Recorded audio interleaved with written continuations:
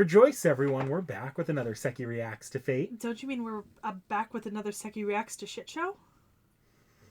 Because the list you gave me, the names I have, the concepts, the people, the things, the places, I'm pretty sure I just completed Around the World in 8 days. And none of them match up at all. Not a single one of them. I mean, half of them we've already mentioned in previous videos. The other half we've never mentioned at all. And some of them I just can't see the connection. I just can't.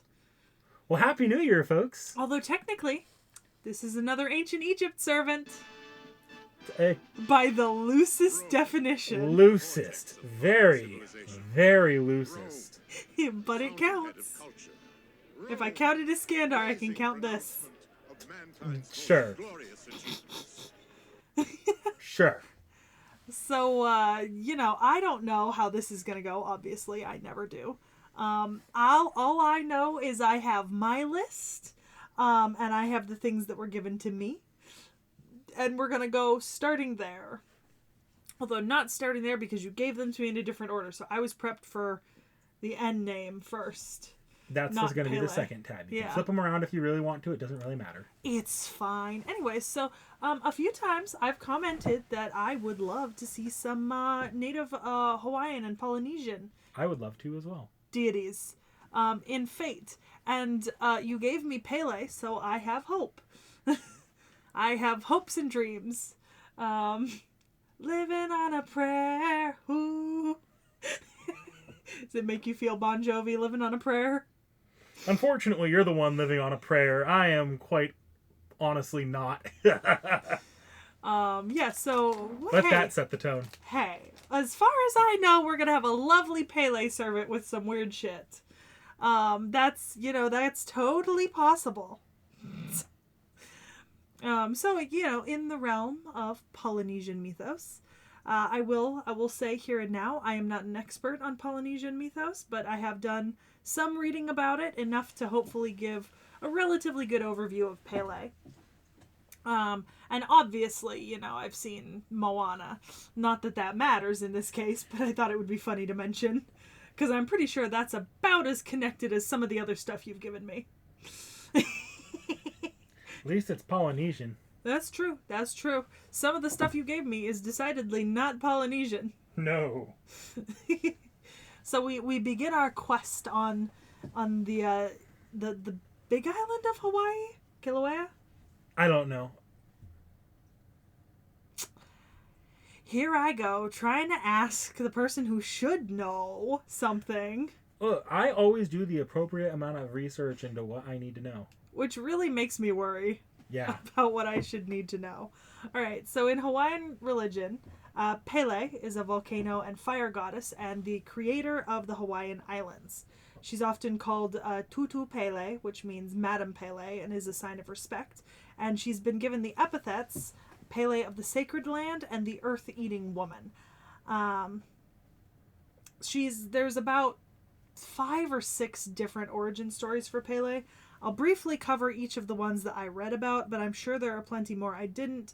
I know that greater Polynesian mythology is really quite fascinating. I've studied ancient Polynesian languages before, and mythology comes alongside that in some ways. And I know that literally island to island, you can be 2 islands within close proximity and have entirely different, foundational beliefs. So I'm not claiming that this is going to be a pan-Polynesian interpretation of Pele. This is going to be Pele at the most basic level. Trust me, if I really thought about it, if my mother would know a lot about this. That's why I was thinking you might know a bit more. And if I really wanted to, I could have asked her for stories that you might not even find in the common sources. That's true. But I didn't bother. Yeah, you did not bother. Shame on you. So according to popular legend, Pele lives in Halemaʻaumau in Kilauea in the Hawaiian Volcanoes National Park. And they believe that she still lives there currently, as Kilauea is still an active volcano. According to Hawaiian beliefs, Kilauea is inhabited by an entire family of fire gods, one of whom is Pele, who governs Kilauea in specific. So her most commonly attributed siblings include Kane Milohai, Kamo Hoalia, and Namaka. Namaka is actually going to be featured again in one of our origin stories for Pele and the Hawaiian Islands, because there's a version where the two things are connected. The Halema Uma'u is the summit caldera, and technically this would be the place where she has the most power, but according to myth, she encompasses all volcanic activity on the big island of Hawaii. Fun fact, she does actually have some similarities to other deities inhabiting volcanoes. There's a similar deity in the Canary Islands, in local Guanche mythology, about a goddess named T.H.E, who lives in a volcano there and is considered to be responsible for the eruptions of the volcano and the activity of it. So one legend tells that Pele came by canoe from the island of Tahiti to Hawaii, and while she was on her way, she tried to create her fire on a bunch of different islands, but was chased by her sister Namaka, who wanted to kill her, and in the end they fought and Pele was killed, but her spirit lives on in Kilauea, and they say her body is the lava and the steam that comes from the volcano. But they also say that she's able to change form and appear to people as a white dog or an old woman or a beautiful young woman. In addition to her being a goddess of fire and volcanoes, she's also the goddess of hula, which is why I thought your mother would. Oh, she definitely knows. I've heard stories. Yeah. I cannot speak a whole ton to that because I do not practice hula, nor am I well versed in the practice of it or the mythology that comes along with it. But I would assume that there are probably several chants and specific dances that are dedicated to Pele as the goddess who reigns over hula. So another version of her coming to Hawaii is the expulsion story. And in this, she's the daughter of Haumea and Kanehoalani. And she was born in the land of Kuaihalani, which is a free, like, floating mystical island. And it's supposedly be in the region of Kahiki.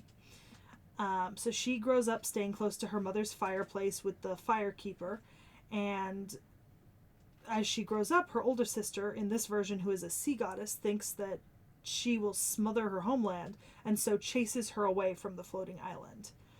Kamohoali'i takes her to a canoe, and along with her younger sister and a couple of her younger brothers, they arrive at the islets just above Hawaii, where a few of her brothers get off and they build up the reef for human residence, and eventually she goes back to pick up her brother, and then they settle into a new home, although she's pursued by someone who tears her apart, and then her bones form a hill on Kahikinui, and then her spirit escapes to Hawaii. So another version where she dies and it's her spirit inhabiting Hawaii. That seems to be a common theme throughout quite a few of these. So there's a version that involves the flood, right? Remember, mythologies all over the world have a flood story. It is not unique to the Bible. One reason why a lot of this might, and this is something I think I've heard, I could be wrong, fact check me if I'm wrong on this, if anyone studied in Hawaiian folklore, but or Polynesian folklore, but Hawaii, at least specifically, did not have a written language for a long time, so a lot of these stories were passed down through dance and oral storytelling. Yeah, so that's why a lot of this is probably like different variations on the same stories. So I can actually confirm this myself. Like I said, I studied Proto-Polynesian languages at one point in my school, in my schooling career, and yeah, so Polynesian languages were some of the last languages to get an official writing system, and what ended up happening was most of them adopted the Latin alphabet, right? And you know that they didn't get a writing system till late if they adopted the Latin alphabet instead of having their own alphabet. And let me put it this way, they probably shouldn't have, because the Latin alphabet means that a lot of their words end up very long. They probably needed something closer to how Japan handles a little bit, yeah, because some Polynesian languages, Native Hawaiian included, have features of agglutinating languages, which English does not have. It's not an entirely agglutinating language, but it has features that English doesn't have. And then additionally, almost all Polynesian islands have less do not have all the same consonants that we have in English. And very often there will be like two different islands, and one will have like an L and one will have an R, and they stand for the same letter, but on one on one island they kept an L, and the other island it evolved into an R phonetically. Which is going to be a very similar conundrum to anyone that studied Japanese. Exactly. So it can be a struggle, which is why I'm saying that these names perfectly. I am pronouncing these names as far as I'm aware they are pronounced, although I do not have an IPA guide for them. And even if I did, I don't feel that IPA is a great translator for the Polynesian languages, because IPA I feel like it doesn't always adequately symbolize aspirations and stuff. Like, I know that Hawaii is the wrong way to say the name of Hawaii. It's closer to like Hawaii. Yeah, Hawaii. And because there's the apostrophe in there, right? And some of these names here, like Kahina Li'i, I'm assuming that it's Li'i because of the apostrophe separating, like Hawaii, but I could be wrong. So basically, a bunch of white people started writing down what they were saying in Latin, with Latin letters, and it went from there. And guess where Latin language and Latin alphabet come to cultures without a writing system alongside? Christianity and missionaries. And Christianity and missionaries mean that they might be teaching the local people English and how to use the Latin alphabet, but they are also documenting the native people's stories in ways that are palatable to Christians and trying to Christianize them. At the very least, we do get, because it was all passed on orally and the communities have remained relatively like together. Yeah. Oral histories are very good for that sort of thing, but written histories will deviate somewhat if they're written by missionaries or travelers and explorers rather than by the native peoples themselves. So, the flood version. In this version, Pele also comes from a land that's said to be floating in the sky close to the clouds, but her parents are Kanehoalani and Kahinali'i instead of the other two, and she has a few brothers. She also has a husband in this tale, Wahialoa, also called Wahialoa, and that is a one-letter difference, and apparently it needed to be clarified, which is hilarious. Then in this version, she also has a daughter and a son, Laka and Menehune. So in this, her husband is enticed, and then she travels in search of him because he's been enticed away from her. And as the sea pours onto her head from over the land of Kanaloa, and then her brothers say that the great sea is bursting on Kanaloa, and it floods the land, and then it recedes, and this flooding is called the Kai'a Kahinali'i, the Sea of Kahinali'i, and it's where Pele's connection to the sea is passed from her mother. And that's kind of her origin and her connection to the sea. She's considered to be the rival of another Hawaiian deity, a snow goddess called Poliahu, and her sister Lilinoe, who is a goddess of fine rain. There's also some other rain, thunder deities that are essentially kind of like in opposition to her, as she is a fire and volcano deity. But legend holds that pretty much all of these deities, except for one, actually live on Mauna Kea, which is that's on the Maui, right? Mauna Kea? Oh, I don't know. Maui's like the Hawaiian island I know the least about. Nope, still on the Big Island. I've only been to a couple of the islands before, because I've been once when I was younger, but only to a couple of the islands. So I lived on Oahu for a while. I've never been to Oahu. Really? That's like the big tourist trappy one. I went to the Big Island and Maui. Maui's a common one because Maui, at least when I was going in last time I was there, we stopped over at the airport in Maui. I also got to see Molokai and Lanai when I went, but I didn't get to visit Molokai and Lanai. We did a submarine trip. Oh, that's cool. It was really cool. I mean, obviously, tourism in Hawaii is a very largely contested subject. Yeah. But I went with my family when I was very, very young, so it's not as if I was conscientious. If I could take a bold stance, however bad anyone might find tourism, look, you shouldn't feel as bad as Mark Zuckerberg should feel for his giant ass house. Or oh god, fucking Oprah trying to solicit donations without actually donating herself. The problem with Hawaii is that there's a lot of rich people like, oh, I would love to build a house that I'm not even going to live in on that island, or go visit that, like have I own property that I'm not actually going to live. And then the other big problem is things like, oh god, what's the bed and breakfast, what, online? Oh, Airbnb. Airbnb and sites like that are also another big problem because it inspires people to buy property on Hawaii and then rent it out as vacation rentals, which drives up the price for locals living there, which makes it almost impossible for locals to buy homes and to actually live on the islands. I think if you are going to visit Hawaii, don't Airbnb. Please don't. Just stay at a resort or a hotel. Most of those are long established, and a lot of them employ people in the local community and stuff like that at the very least. And a lot of those hotels and stuff, when they offer you experience packages, they're contracting with businesses in the local communities to give you those experiences. So even though, you know, you are still a tourist in Hawaii contributing to kind of, you know, the tourist craze, at least you're giving your money in some way to predominantly local businesses and not someone who lives in, like, say, Nebraska and owns 10 rental properties on Hawaii. There's a lot of imperialist history that not a lot of people really think about. Yeah. We can't go back on that, but we need to be conscious of these kinds of things. No, but Hawaii is one of the kind of the worst examples of American imperialism, especially in modern history. And while we're saying stay at a hotel if you're going to go, also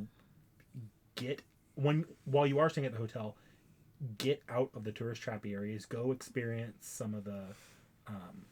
Don't just stick to Honolulu, is what I'm saying. No, when my parents took me, we drove all over the islands. I had a peacock chase me, and a donkey tried to eat my Jolly Ranchers in the mountains.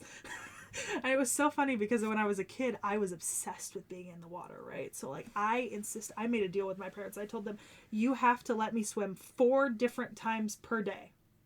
Whether that is in a hotel pool, at a beach, or in a river, I have to swim 4 times per day, every day that we're here. So my dad rented a convertible so that he could put me in the back and my hair would dry from the wind.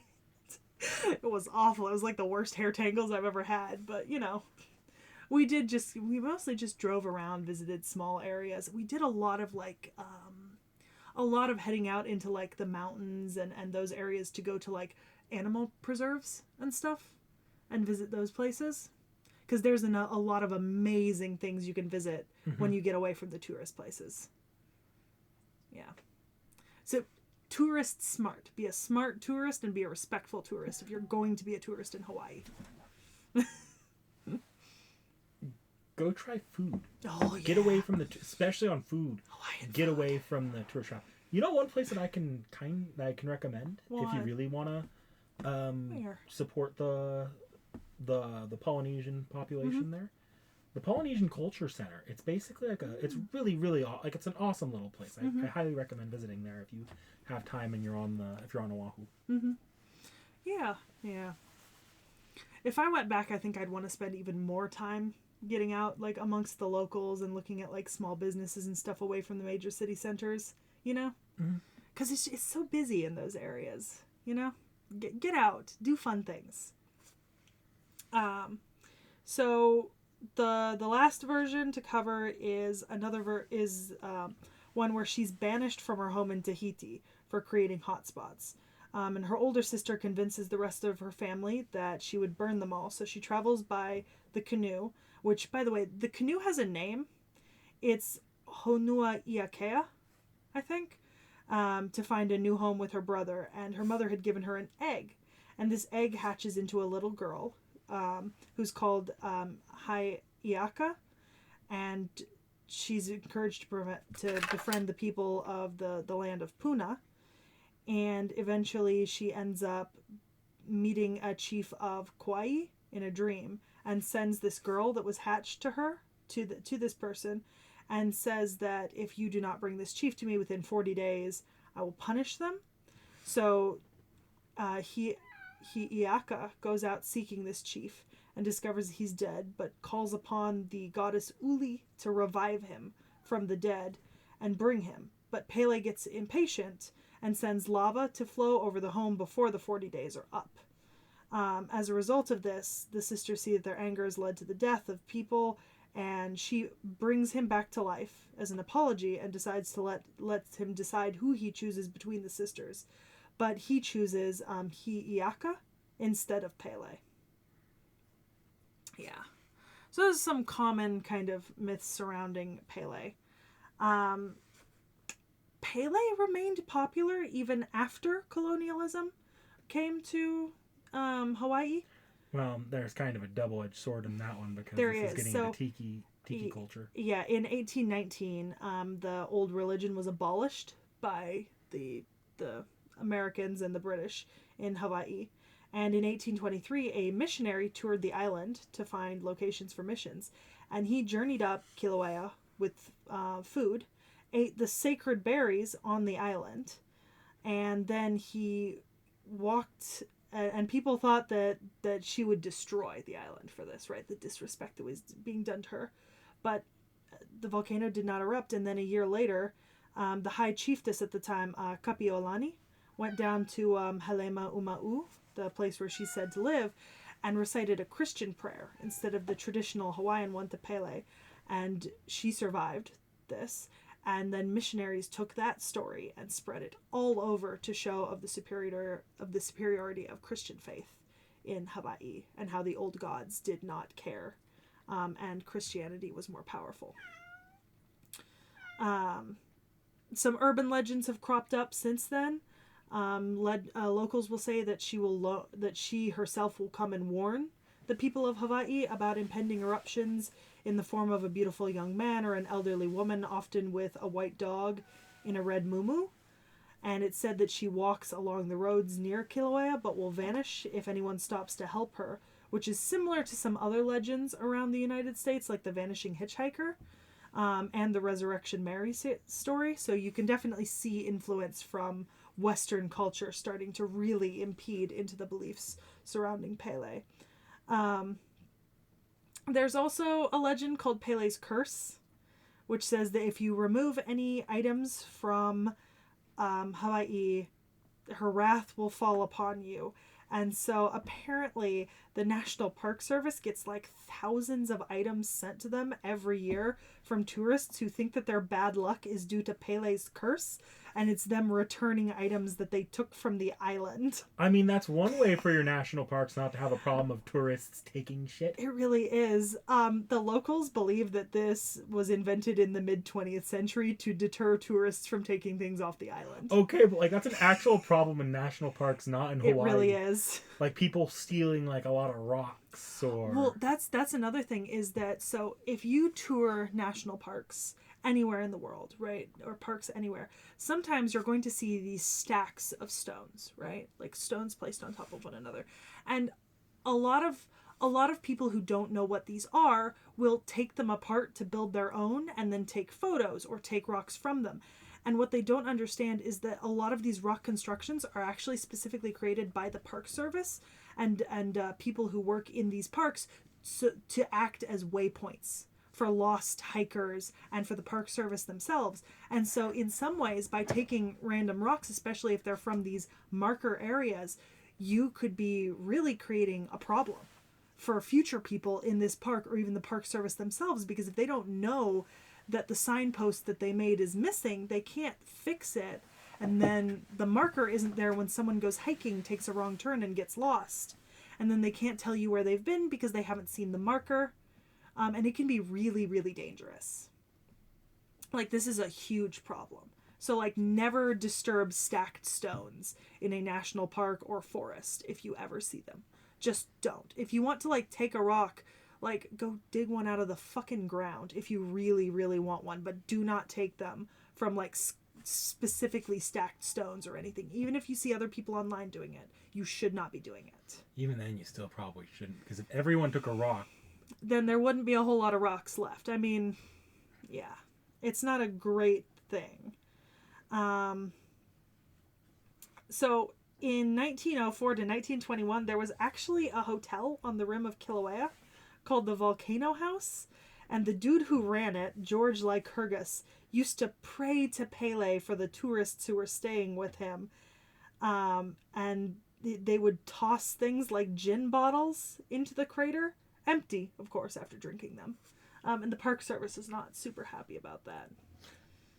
If that was at the very edge of Kilauea, I'm sure the first opportunity Pele got, that thing was gone. Oh, yeah. Right.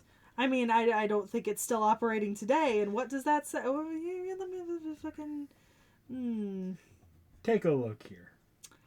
It actually is on the U.S. Register of Historic Places and is still existing. Interesting. The original 1877 building is listed and houses now the Volcanic Arts Center. Okay, so the building is recognized as a historical area, but Yes. they have like an actual... There is still a hotel in use today, though, nearby. Which is interesting. I'm sure they don't literally go to the crater and start tossing now gin they bottles don't. in, which is probably the worst part of that. Yeah, now they don't. Pele is related to a ton of other Hawaiian deities. Too many for me to name. But probably half the pantheon, depending on the myth that you're going from. And fun fact, there are several geomyths attributed to Pele, one of which I found out about last year. So, remember when the volcano exploded last year real bad? Do you remember people were talking in the news about Pele's hair? Yes, I know exactly what you're talking about. So I found out what Pele's hair was literally last year, because I don't live in a volcano-prone place, and it is horrifying. I hate this. It's literally volcanic glass, so thin and sharp it has almost the texture of straw and hair, and it can get into your, if you touch it, it can go so deep under your skin and you might not even notice because it's so thin, and when you try to pull it out, it'll just snap because it's glass. And you can also inhale it. I don't like that. When there's an evacuation order because of a volcano, you evacuate. Yep.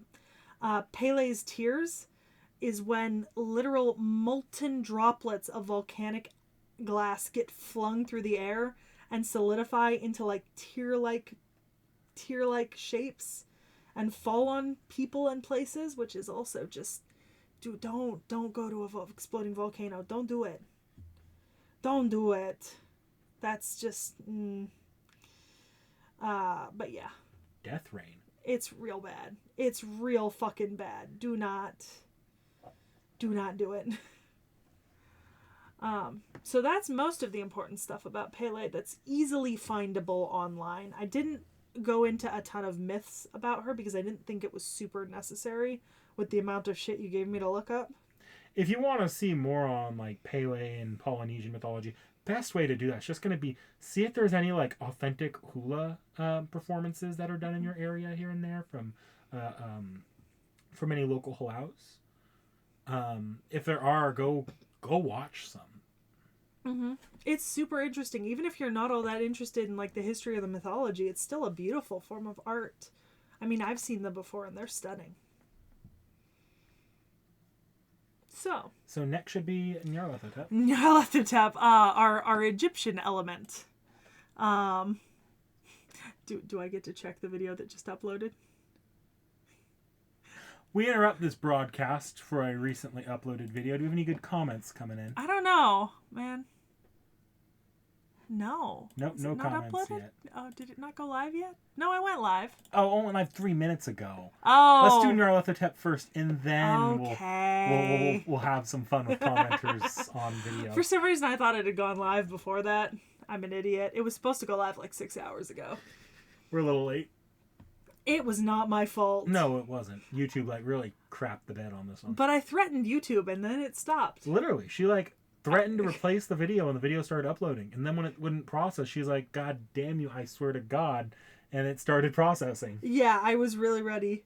I was so ready. So, Nyarlathotep was originally a short story, but it's a character from a short story, and it is the in a non-ethnic way, the black man is the best way to describe him. So he's described as almost like a black figure, and he's compared to the depictions of the pharaohs, like the ancient Egyptian pharaohs, and it's said that he was an ancient Egyptian pharaoh, like the Black Pharaoh. He's also known as... Those are surprisingly rare in a post Ptolemy days. Well, he'd be before that, because they said 27 centuries ago, so it'd be back at the beginning. So he's born from Azathoth, and he also has the titles of the crawling chaos. That's his epithet, you know, like Abby's the opener of doors or whatever, you know. So he's the crawling chaos. For everyone's, you know, just knowledge. So Azathoth is like he's a big bad. He is also a member of Cthulhu mythos, and he's known as the Deep Dark or the Cold One, and is one of the outer gods. So Nyarlathotep is supposedly more deliberately evil than Azathoth. Like, he chooses to be malicious and deliberately evil in a way that Azathoth doesn't. Azathoth is also called like the blind idiot god in some Cthulhu mythos, so it kind of tells you the general dispositional difference between the two. So, unlike Yog-Sothoth or Cthulhu or the Great Old Ones that are kind of sleeping or in a dream state, Nyarlathotep frequently walks the earth. He is active and appears as a tall and slim and joyous man most of the time. He serves in other cults and has very little in the way of like cults for himself. I think that's mostly because he is a spawn of Azathoth, so he's not technically one of the Great Ones. He is one of the, I'd call him like a minor outer god, you know? So he enjoys spreading madness more than death and destruction, which is in difference to some of the other outer gods. Although it has been suggested that he will destroy the earth and all the humans because he is the active one walking, and he listens to Azathoth's desires in his dreams. H.P. Lovecraft once said the pharaoh Nephren-Ka built around it a temple with a windowless crypt and did that which caused his name to be stricken from all monuments and records. Then it slept in the ruins of that evil fane which the priests and the new pharaoh destroyed, till the delver's spade once more brought it forth to curse mankind. They delved too deep, and they awakened the Balrog. So, he's the original mummy.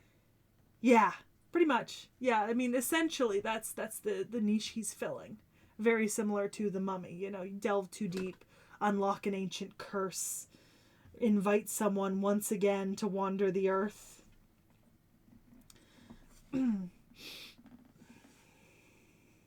During his reign in Egypt, his cult usurped the royal family, and under his rule, Egypt was turned into a slaughterhouse as the cult engaged in acts of necromancy and necrophilia under his guidance to attain godly power, until eventually the people of Egypt rebelled against him. Kind of has this like Dark Lord thing going. Yeah, and he was sealed inside of a crypt. Score one for the Egyptians. Right? The Egyptians, according to Lovecraft, then tried to erase the cult from history by removing his name from the Bible of the Dead and forbidding mention of it, although his cult survived for aeons, and a single priest was consistently tasked with keeping his crypt and pulling the coverings to the wall of Truth's prophecies to reveal the next day. And this was all within a secret entrance in Cairo. And then the cult also erected statues to him in secret locations in the desert. And Nyarlathotep was actually encountered by Randolph Carter, which is We've covered him. Yeah, like Lovecraft's kind of self-insert. We remember him. We talked about him in the Abbey video. Exactly. So Randolph Carter comes into contact with him, and so do several other characters in Cthulhu mythos, because, like I said, he's active and coming around. Apparently, he was encountered... So the Crusaders encountered these legends about Nyarlathotep and took them to Europe, where witch covens began worshipping him as the Black Man. In later additions to the mythos, like post Lovecraft. He's an interesting addition to the Lovecraft mythos. It kind of gives a more grounded, like, almost more human, like, comprehensible villain for a lot of these stories, I imagine. It really does, and I love the way that he first describes it. So he wrote a letter to Samuel Loveman, and in the letter he wrote, "Don't fail to see Nyarlathotep if he comes to Providence. He is horrible. Horrible beyond anything you can imagine, but wonderful. He haunts one for hours afterwards. I am still shuddering at what he showed." Because Lovecraft claimed that Nyarlathotep he saw in a dream. And that's what inspired him to write the story. And this was 1920, so it is like very early in kind of the Cthulhu mythos. Which makes it even more interesting. It's so fascinating. Which is why I say, technically, this makes this another Egyptian servant. In all the same ways that Iskandar was ruler of Egypt. Yeah, because Kandar was a real person. Well, yes. This guy was Egypt weird. Yeah. Egypt scary. Yeah. It's said that those who observe his power often falls into a trance-like state and wanders off, disappearing around corners and down into subway stations, and they disappear never to be seen again, with mad laughter trailing after them. So, the mind and body of the great old ones on Earth. How that meshes with Pele, I do not know. I'm not sure I want to know. You know what I mean? The next thing I have pulled up should be Leviathan. Hey, we just recently talked about Leviathans.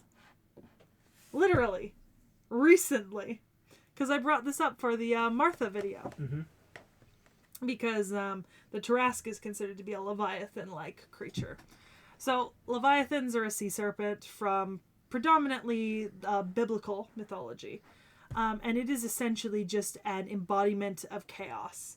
And something that says that it eats the damned instead of their going to the afterlife. And it's eventually annihilated in most of the mythologies that it is a part of.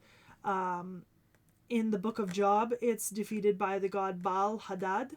But the Leviathan has also been compared to Mesopotamian Tiamat, and Tiamat's defeat by Marduk.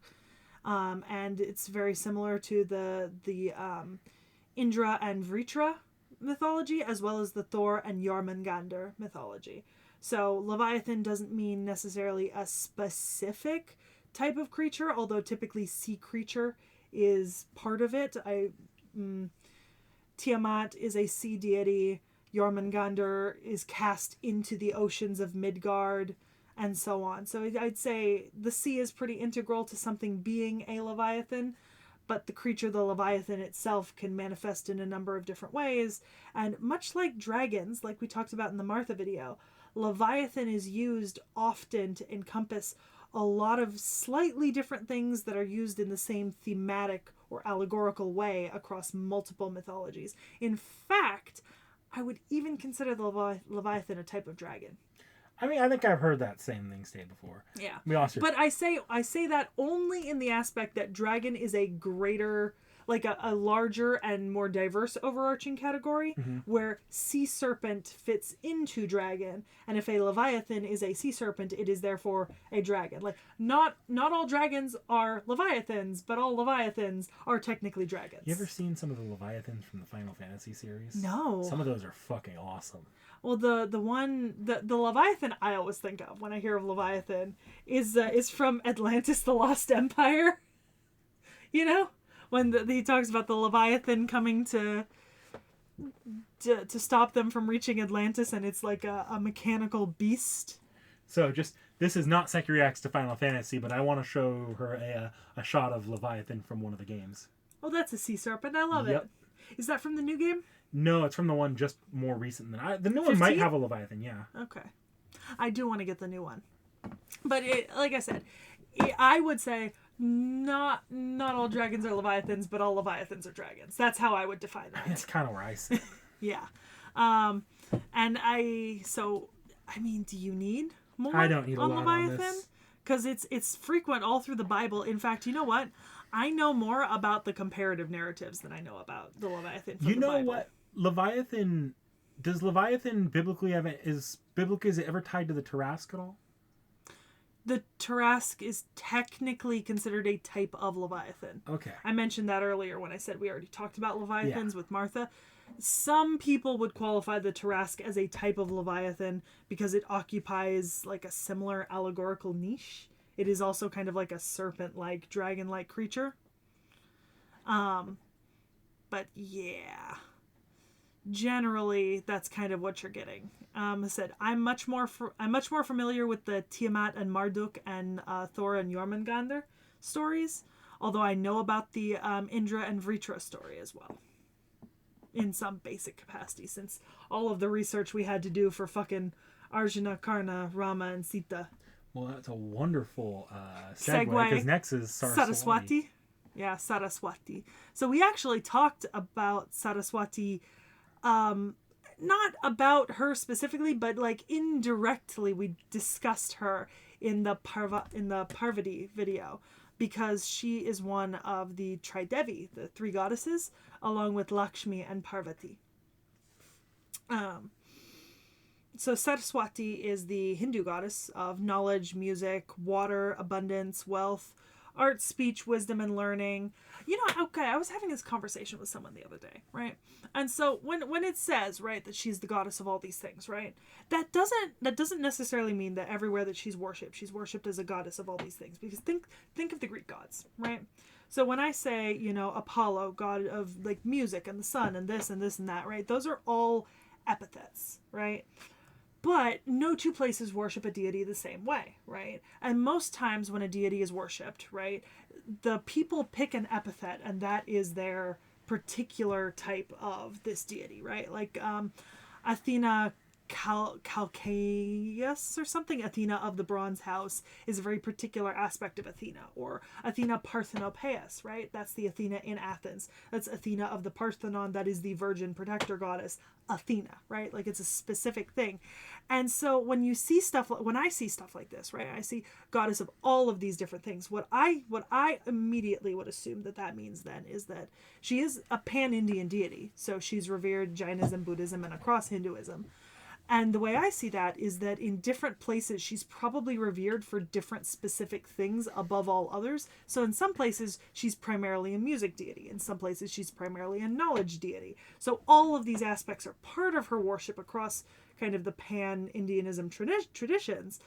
But you'd probably be worshiping to a specific type of Saraswati, depending on where you are. Like Saraswati, the goddess of music, in one place where they might already have a knowledge deity in specific, you know, where knowledge is secondary in that version. So in some ways, these deities, like what they can be considered deities of, can come from kind of like a chicken and the egg situation, where maybe this specific city, state, or area valued music more than they did anything, but they also revered this deity, so the deity kind of lumped there, and stories were told regarding that deity in music. Yeah, or like I said, let's say you already have another deity you revere for knowledge. Well, you can't have two knowledge deities necessarily.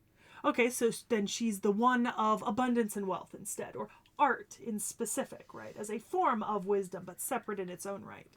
So when I see like the long lists of what like deities are deities of, that doesn't necessarily mean that everywhere you're praying to her for all of these things. Typically, every specific place that has a temple, it will be Saraswati of a specific thing, right? And it's the same way that it is in Greece. Like, for example, where I was digging last summer, at the Apollon Mikleon, right? That's a particular worship center of Apollo that is unique to Amicles and Sparta, right? And it has huge ties to the Iakinthos, and the Iakinthos has ties to Chthonian deities, right? And even there, they're not sure. Like Iakinthos might have even been kind of an earlier deity than Apollo, and then they were eventually lumped in together. So it's a very particular type of worship, right? Does that make sense? Mm-hmm. I think, and in my mind, that makes more sense than like all of these gods having like gods and goddesses having like 30 different things that they're god of, half of them overlapping, you know? It makes more sense when you think that like every place had their own sort of pantheon of the deities they worshipped, and each deity was specialized in a specific thing inside the pantheon. But then that makes sense where you might have like 1,000 deities in a country, because there's maybe one different in each pantheon or a couple different, and so the definitions of which deity is in charge of what in each city might change up a little from place to place. It would not affect kind of some of the really, really powerful deities, you know, like it's not gonna make Brahma not Brahma, you know, or Indra not Indra, but it does kind of change perception and stuff like that. My own little tangent about deities in polytheistic cultures. Go off. No, this is my olive branch to you. I really feel bad about that because we started in Hawaii, and then we went to the American Northeast, right? Like, you know, what's the name for that area? I forget the name for that area. There's like a name for what we call that. Stephen King fans just call it the state of Maine. Yeah, basically. And now we're in India. Well, no, we were in the Bible first, and now we're in India. So we've traveled quite far from our original place of things that we were talking about. So Saraswati is mentioned in the Rig Veda, and she's remained as a significant goddess in Hindu mythology since the Vedic period all the way to modern. Typically depicted with multiple arms, with symbols that often include a book, a rosary, a water pot, and the musical instrument that she's wielding in this image here. That is a more recent painting of her. She's celebrated during Vasant Panchami, which is the 5th day of spring, also known as Saraswati Puja or Saraswati Jayanti, depending on the region of India. And one of the things people do to mark her day is to help children learn how to write letters of the alphabet on that day, which I thought was absolutely like amazing. Wholesome. It really is.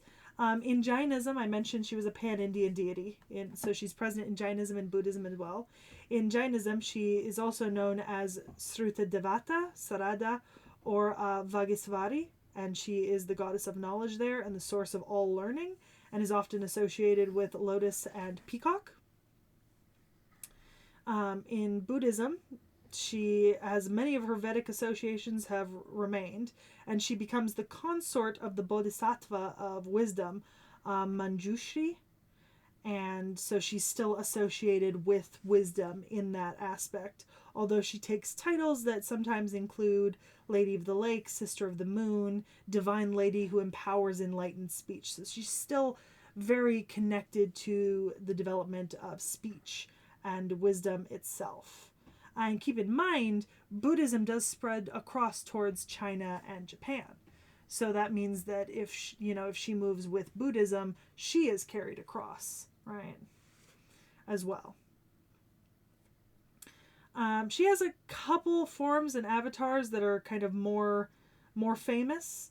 In Kashmir, she's called Mahasaraswati, and she has a few different forms. What? Oh, I just know you were trying to capture desktop audio. You actually turned off desktop audio and turned on the mic. Not that it matters yet. But... No, I didn't. Look, red, green. That's just registering because the mic is connected. Okay. Sorry, I didn't... No. We're good. We're good. You're good. Yeah. So she does have a mother god. In Shaktiism, she is a mother goddess, right, as Brahmani.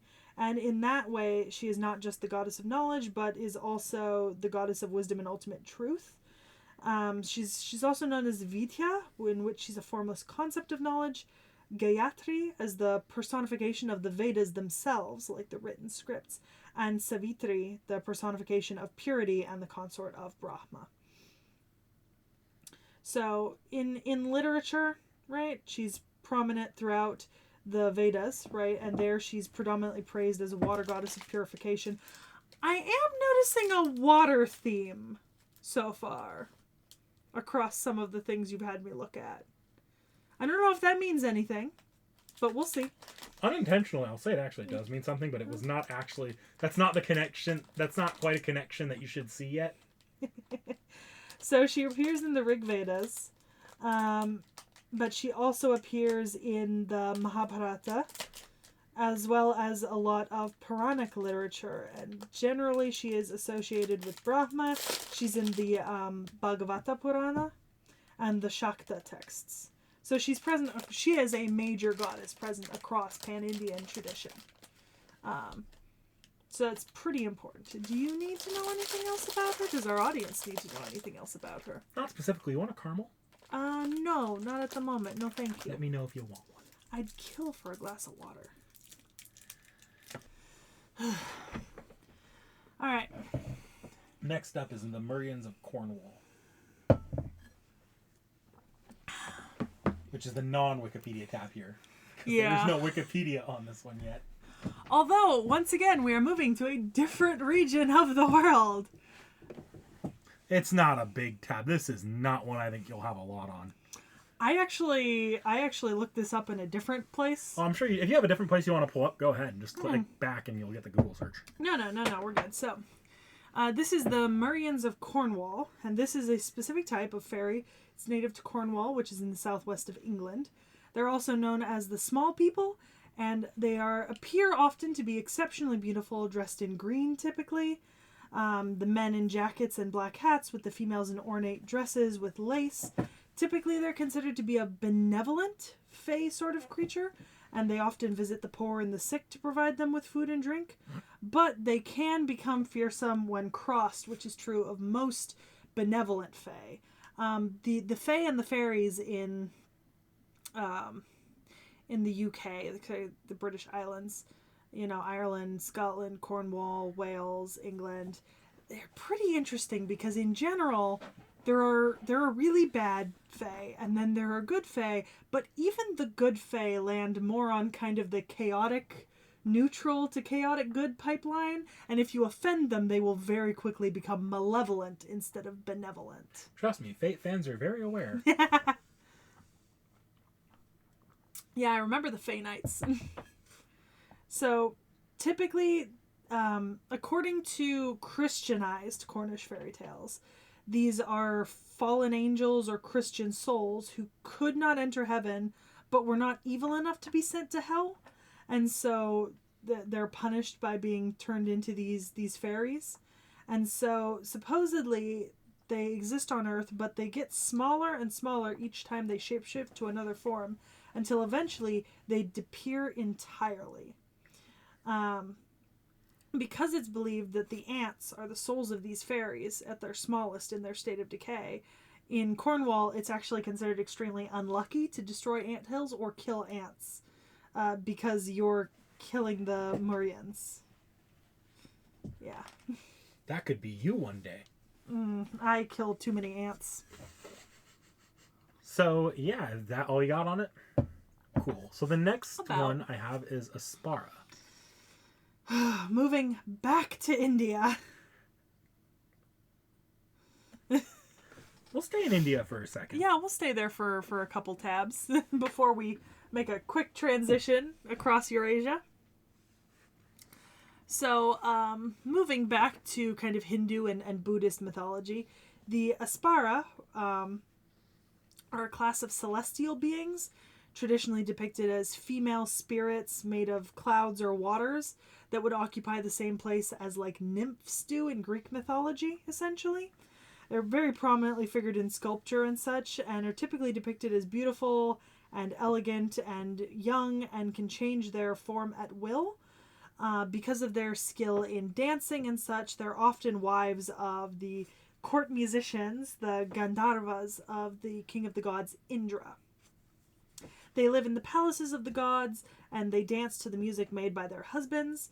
There are 26 of them in Indra's court, and each of them symbolizes a different facet of the performing arts, meaning that they are essentially a Hindu comparison to the muses of ancient Greece.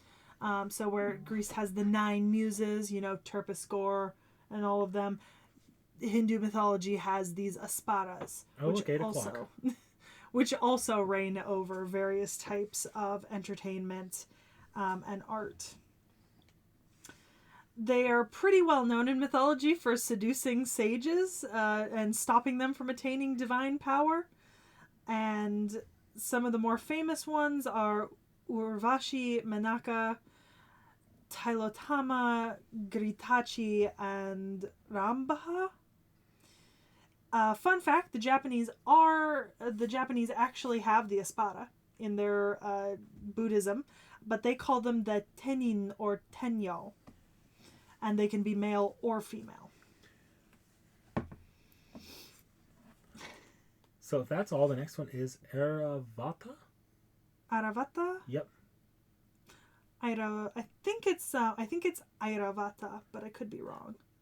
I think you're right. I just have because it's a possessive. It means belonging to Iravati.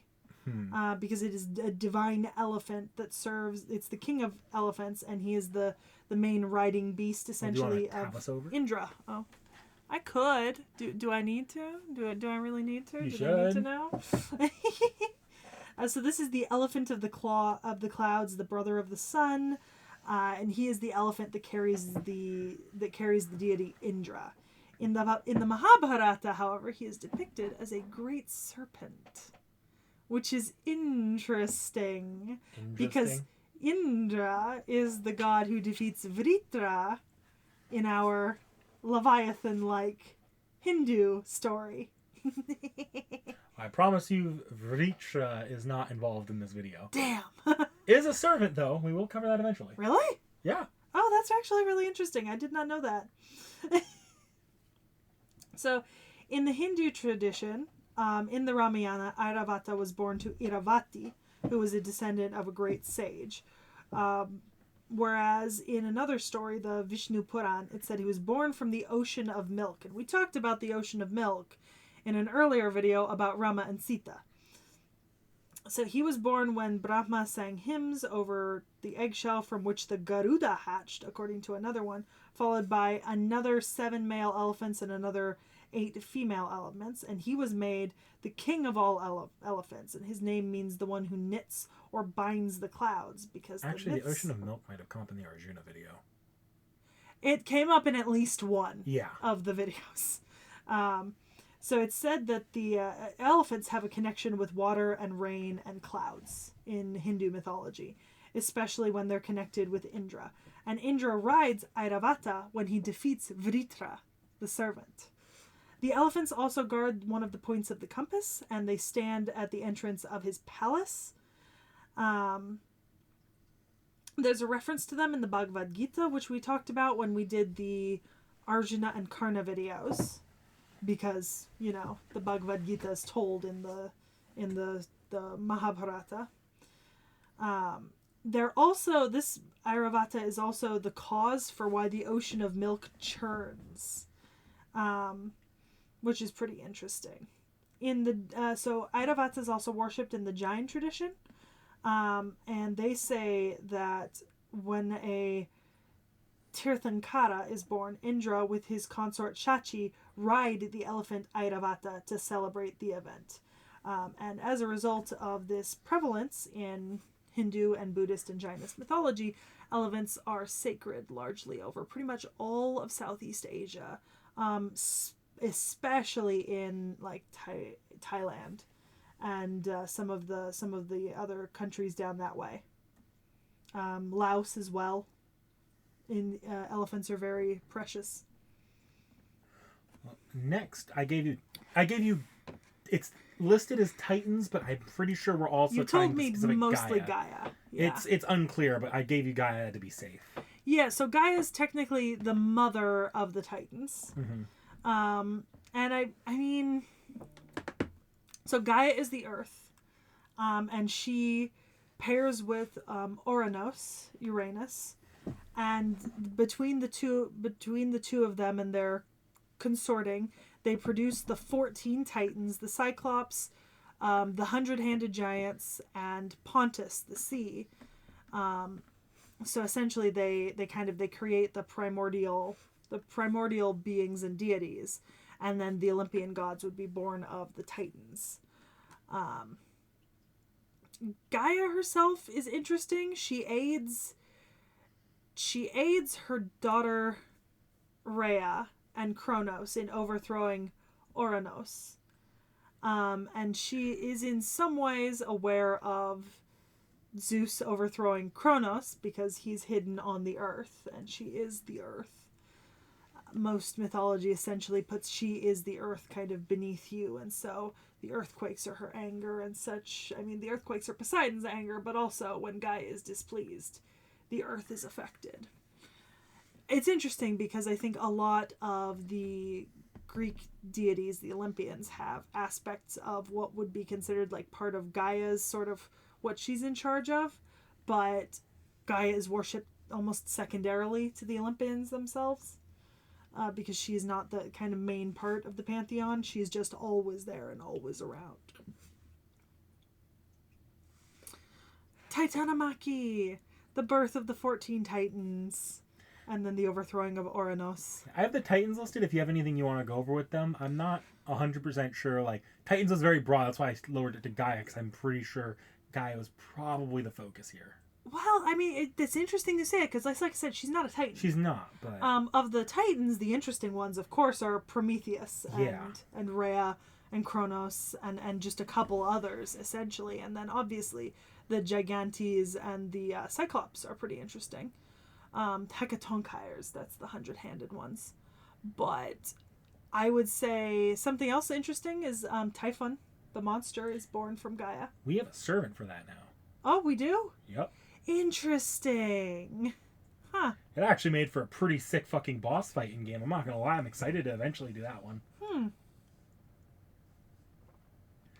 So this is where things get weird with Titan, because it's written as Titan, but they also specify Titania, like the fact that Titania was originally derived from the Greek Titans. Mm-hmm. But it's not Titania, the fairy queen, like definitely not. And I believe it is specified Greek, but there's not quite a Greek thing. So I think it's just, this might be a fadeism here. I'm pretty sure it's alluding to Gaia, but I could be wrong. Feel free to correct me in the comments section on this. Okay. I mean, that makes some sense. From the Titan she bore, one of them was Hyperion, who's the father of the sun, the moon, and the dawn. Mm-hmm. Iapetus, that name's also famous to me. He's the father of Atlas, Prometheus, and Epimetheus. And then obviously Rhea is famous as the mother of the actual Olympians. Themis we know from talking about Zeus, because she was the second wife of Zeus, I believe mother of Athena. He has a fly buzzing in his head. And I think we've talked about Mnemosyne before in another video, the goddess of memory and the mother of the 9 muses by Zeus. Phoebe, we've not really talked about Phoebe before. She's the grandmother of Apollo and Artemis and of Hecate, but she doesn't really get talked about a whole lot. Neither does Tethys. Tethys is the mother of the river gods and the Oceanids and the wife of Pontus, I believe. Pontus is the primordial sea that Gaia gave birth to, and he's the originator of most of the other sea and water associated deities that aren't born from the Greek gods. So I think we've about covered things, right? Okay. The next tab is the Titan tab. So yeah. The actual Titans from Hesiod's. Yeah. If you said your piece there, we days. can go ahead and move on. I mean, I don't think I need to say more. I don't have much specific. Again, that's why I gave you Gaia. I give you something to focus on here. Yeah. That seems like what they were going for. So you also sent me another thing? Did I give you something else? Yeah, you did. You sent it last minute, and you said that it was going to be a weird addition. Shochitono? I'll go ahead on that one. I don't remember, but I probably brought it up because it's probably in my notes somewhere. Okay, for me to so, send it to, 'cause I so sent you sent me Xochitl, from the Nahuatl, meaning flower of the soul, a being who lives in Mictlan. I remember now. Go ahead. Okay. Being who lives in Mictlan. Actually, I talked about this deity a tiny bit in our Kukulkan video recently, because in Mictlan, one of the things that the dead have to pass to reach Apanuyayo is the giant iguana submerged in the black waters, in Mexica mythology. So Xochitl is basically a giant lizard that's either submerged in the black waters, often has attributes of like an alligator, or it guards the entrance to the kingdom of the dead and monitors the passage of dead through the Apanahuayo River and the immense black water that's the seventh obstacle on the soul's journey to finding final rest. According to the Nawa, the soul of those who died a natural death, they had to avoid or defeat him to reach the shores of Chiconahuapan, where they would meet the Lord of the Dead, Mictlantecuhtli, in his presence, and then die definitively. So essentially, he guards basically the final kind of stage of getting to Mictlantecuhtli and getting through Mictlan, the abode of the dead. And he is kind of attributed to darkness and kind of alligator-esque, sort of like dark water. We actually talked about the journey through Mictlan to get to Mictlantecuhtli and like the end of the process, and how, like, I think Mexica and Nahuatl mythology says it takes like 4 to 10 years for souls to traverse this? It has just dawned on me. We have, with this, I think, covered a deity from every habitable continent. Except for Australia. I said habitable. And also, we do cover Oceania, the continental Polynesia, plate. yeah, technically. So if you count Oceania all as one, we did. This is why I said all around the world in 80 days, except I had like 8 days to research this. No, I had more like 8 hours. I'm kidding. I started working on this days ago. So the next tab here is actually a YouTube video. Oh boy. Hang on. Now I'm going to take a break and see if there's any comments on Martha. We are in the unique place where the video did just go up. Oh, there's a couple. I'll take a look. Worst case scenario, they're mean and we cut them out. Do I have to fight tacos? By the time this was uploaded, the new Santa was revealed, and about the clue last time someone forgot the existence of Santa Island mask. Not from tacos. Someone I don't recognize their name. And somebody just says they can't wait for their confusion about their favorite character. That means nothing to me, but you know. We'll see. Okay, there we go. All right, back to our regularly scheduled. So this content. YouTube video is long. We do not need to watch the entire thing because it is literally an entire SFGO chapter. Stop when I tell you to stop. Okay. Don't worry, y'all. I already knew what Da Vinci looked like. Kind of hard not to. Yeah.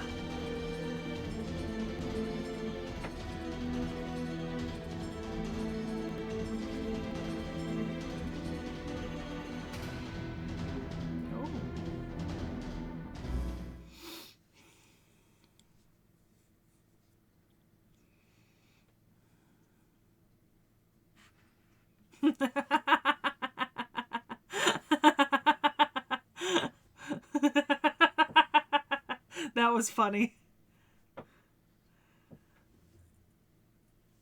Are you still hard at work? It's still hard at work.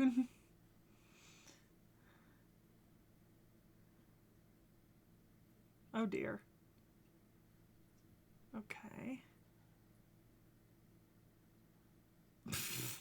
Aw, with the little heart. Oh God. Moon Cancer.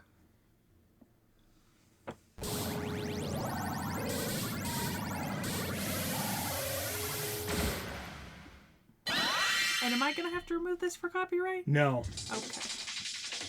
Oh yeah, this is uploaded 3 years ago by someone who isn't a fate. channel. Well, I mean, not a Fate channel, but not an official Fate branded channel. So is this BB?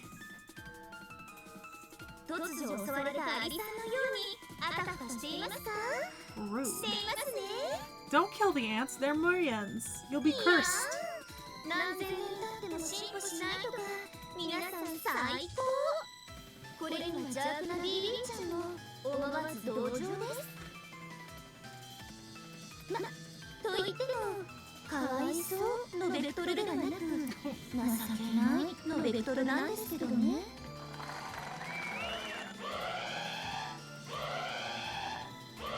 That sounds like an elephant.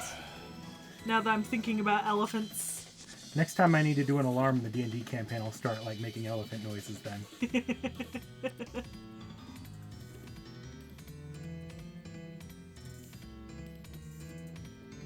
I still have to watch that Giga video explaining the entire Fate series in 30 minutes badly. Sorry, it keeps popping up for me on recommended.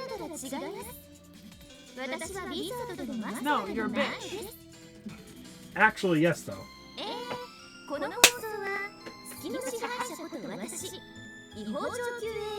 Illegal hybrid AI.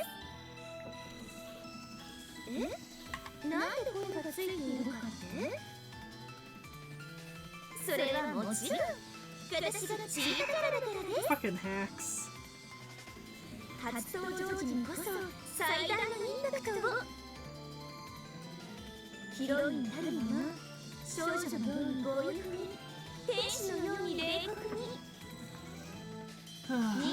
This is why I could never play GTO regularly. I had to click skip already. Full honesty. How come you're the only one with a full voiceover?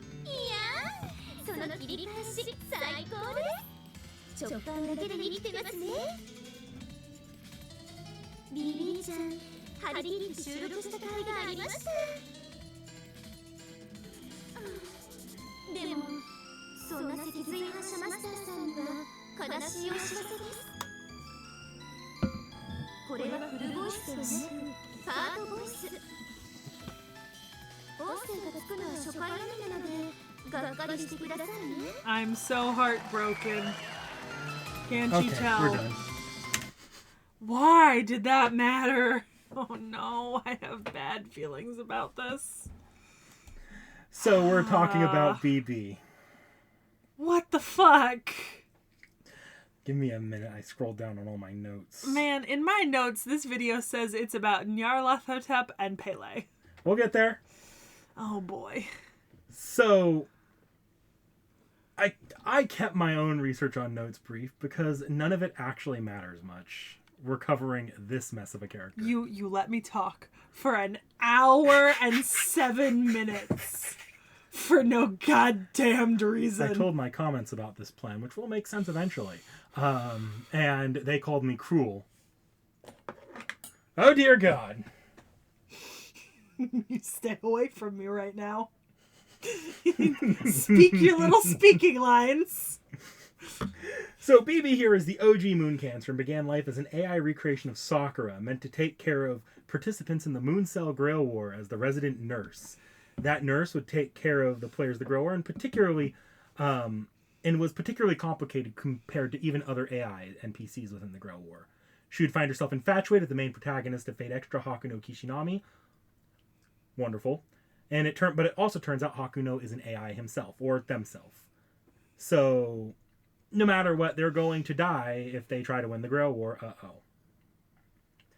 Hoping to avoid having this attachment get in the way of their job, or her job, and unable to permanently delete any data, the AI Sakura split her affection off into a backup, which, thanks to, I believe, some machinations from your favorite beast, Kiara, becomes a rogue AI known as BB that travels to the far side of the Moon Cell and enacts her own plan. BB would go on to hack the entire damn Moon Cell and interfere with the Grail War, kidnapping all of the still-living Masters, forcibly freezing the deaths of all the dead Masters before they were permanently killed, and generally fucking things up. She then tried to seal everyone in an eternal resetting dream in order to preserve Hakuno's life.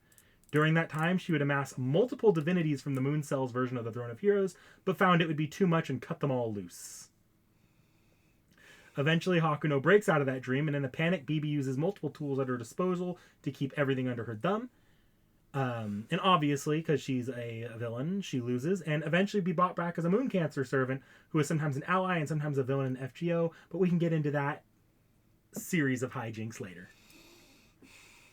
So, in game, she is essentially a living cheat code. In lore, she also proves to be a living cheat code, as she is one of the few characters that aren't in a gag series that are capable of breaking the fourth wall, and is also fully aware of every role in the story she takes. Final note, before MASH was a thing, she was the original Eternal Kohai that referred to the player as just Senpai. Disgusting. It's a little bit more unnerving with her than with MASH, though. Disgusting. So why don't we go to the next tab, which is her... Yeah, I guess you can look at her designs if you want. Next tab over for the FGO ones.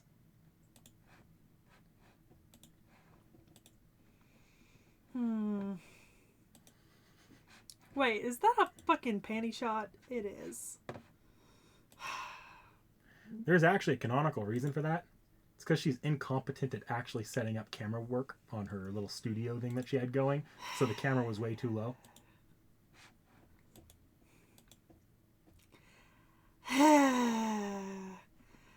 You know what the worst part is? She kind of looks like Martha with the long purple hair and the red bow. She predates Martha by a fair bit. Yeah. So you can go back to the lore tab. So if you want to scroll down.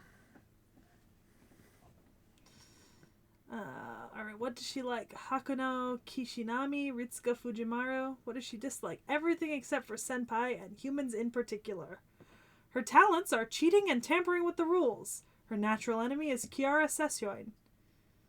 Interesting. You don't need to read all the background and lore here. There's a lot. I don't need to look at any of this either, because we'll see it later. Nah, some of it's from a video game other than FGO. Oh. Like that? Yep.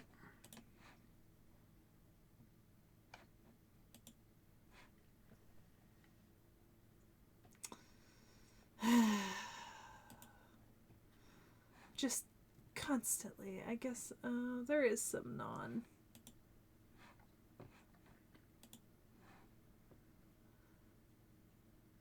I'm not opening that one.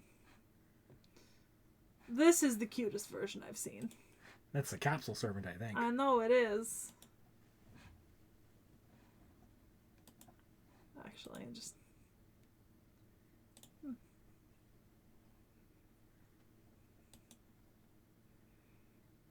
Character I don't know, I presume? That's Nero. Oh, was it? I could not and that's tell. Tomo and Liz. Yeah, well, that I could tell. She's right there. Come on. This is all Fate extra material stuff. Yep. Okay. Am I gonna regret that? Oh boy, did I regret that. You're welcome to just pick out ones that either are characters you know or things you find interesting. Fucking BB.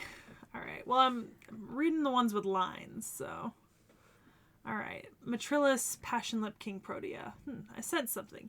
BB Chan's embarrassing fetishes, the dark past that I had cut out and thrown away.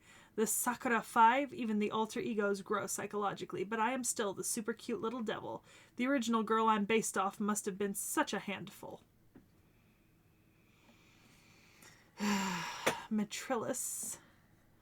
On the topic of final specs, she's an unmanageable ego who ranks next to me. Someone who can quickly go strong if left alone, no? Someone like I want to bully even the people I'm in love with, but really, there's nothing more uncute than that. Passion Lip. She's an ego whose offensive power was maxed out since her initial state, but there's no potential for growth after that, huh?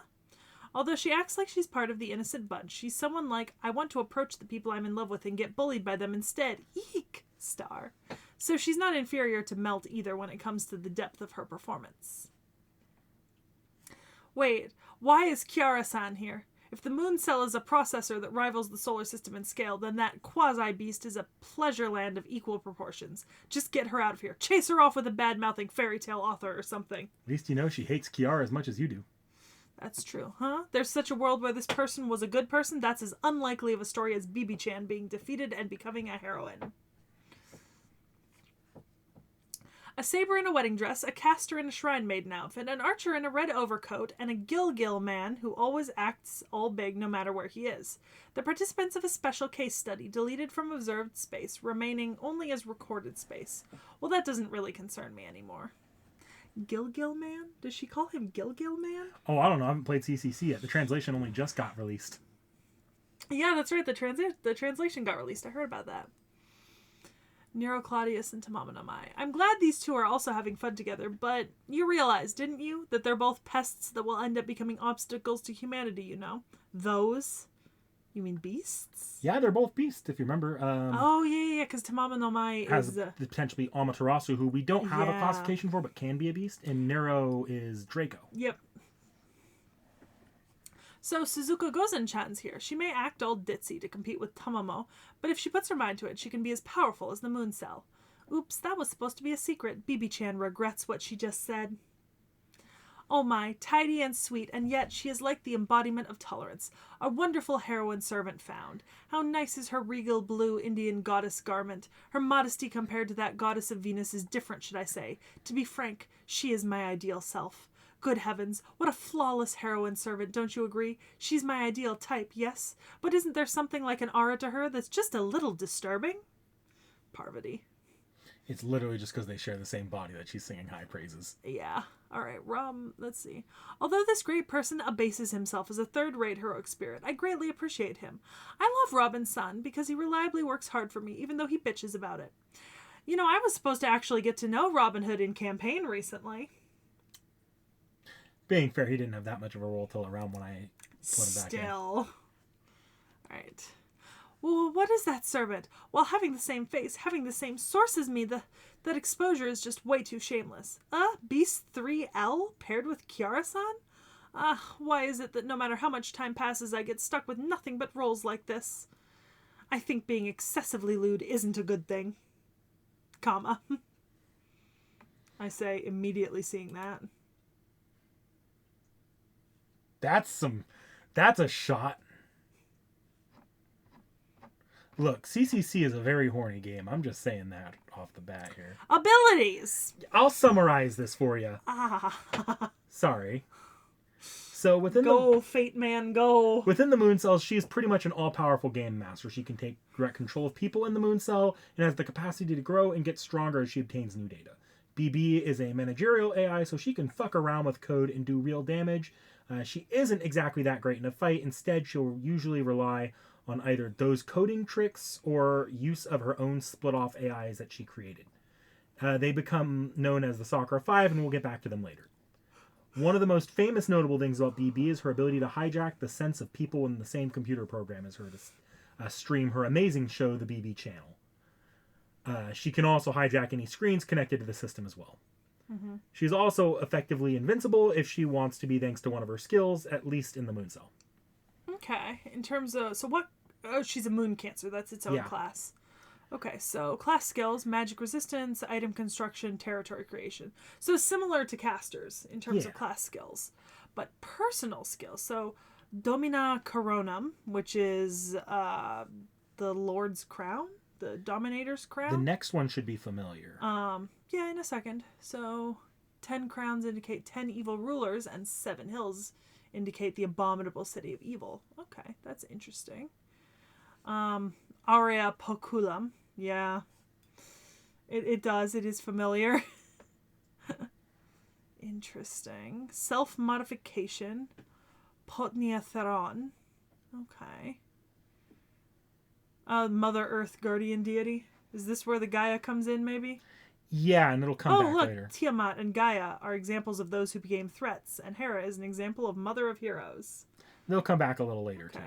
And we've got a couple noble phantasms? Yeah, so she has 2 alternative noble phantasms. Her first is Cursed Cutting Crater. Mm-hmm. This allows her to wipe and rewrite parts of the world around her, wearing away at reality itself. It's extremely powerful and on the same level as Arjuna's Mahapralaya and Gilgamesh's Enuma Elish. Ooh, that's very powerful. But BB got bored of it by the time of FGO, and she decided to switch things up. Now she uses her BB channel as a reality marble to power herself up and draw on the power of the moon cell to gain a powerful transformation into, wait for it, Nurse BB.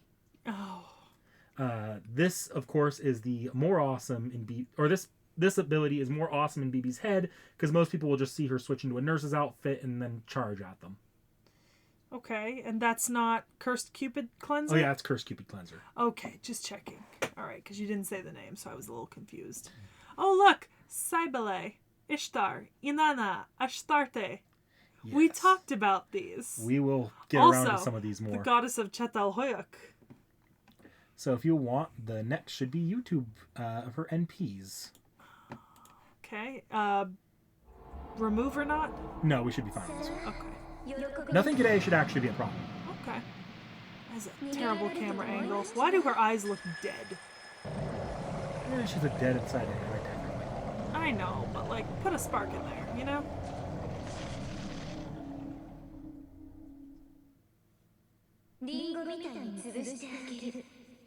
I don't know, man. I think her skirt is just too short. I mean, it absolutely is.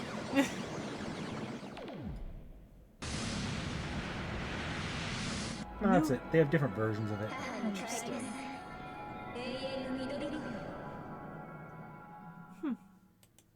Okay.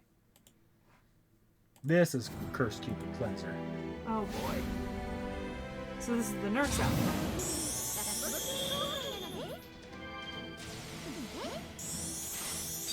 I expect to see a nurse outfit. You will. It hurts me a little bit that she kind of looks like she's dressed up like slutty Harry Potter with a wand. A little bit. I can see that. Yeah. It's the cloak with the big sleeves and the wand thing. I know it's like a teaching pointer, but, you know, she's like casting spells using it.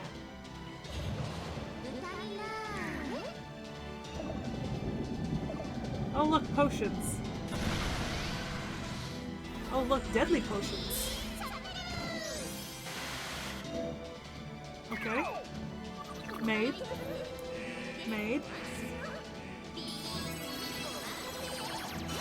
Okay. Bibbidi bobbidi made.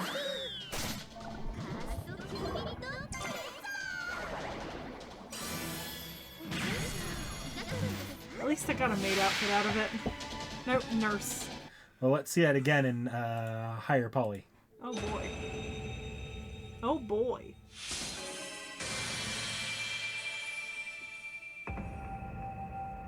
There's an unrealistic level of open at the top. That is an She didn't have the unrealistic traditional top. trailer, so this is the only one they had. Yeah, she didn't get the normal introduction thing.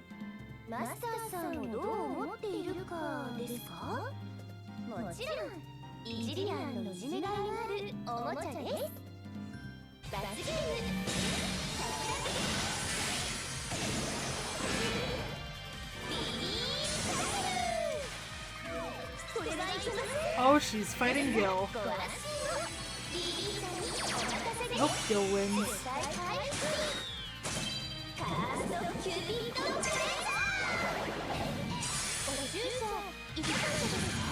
Jesus.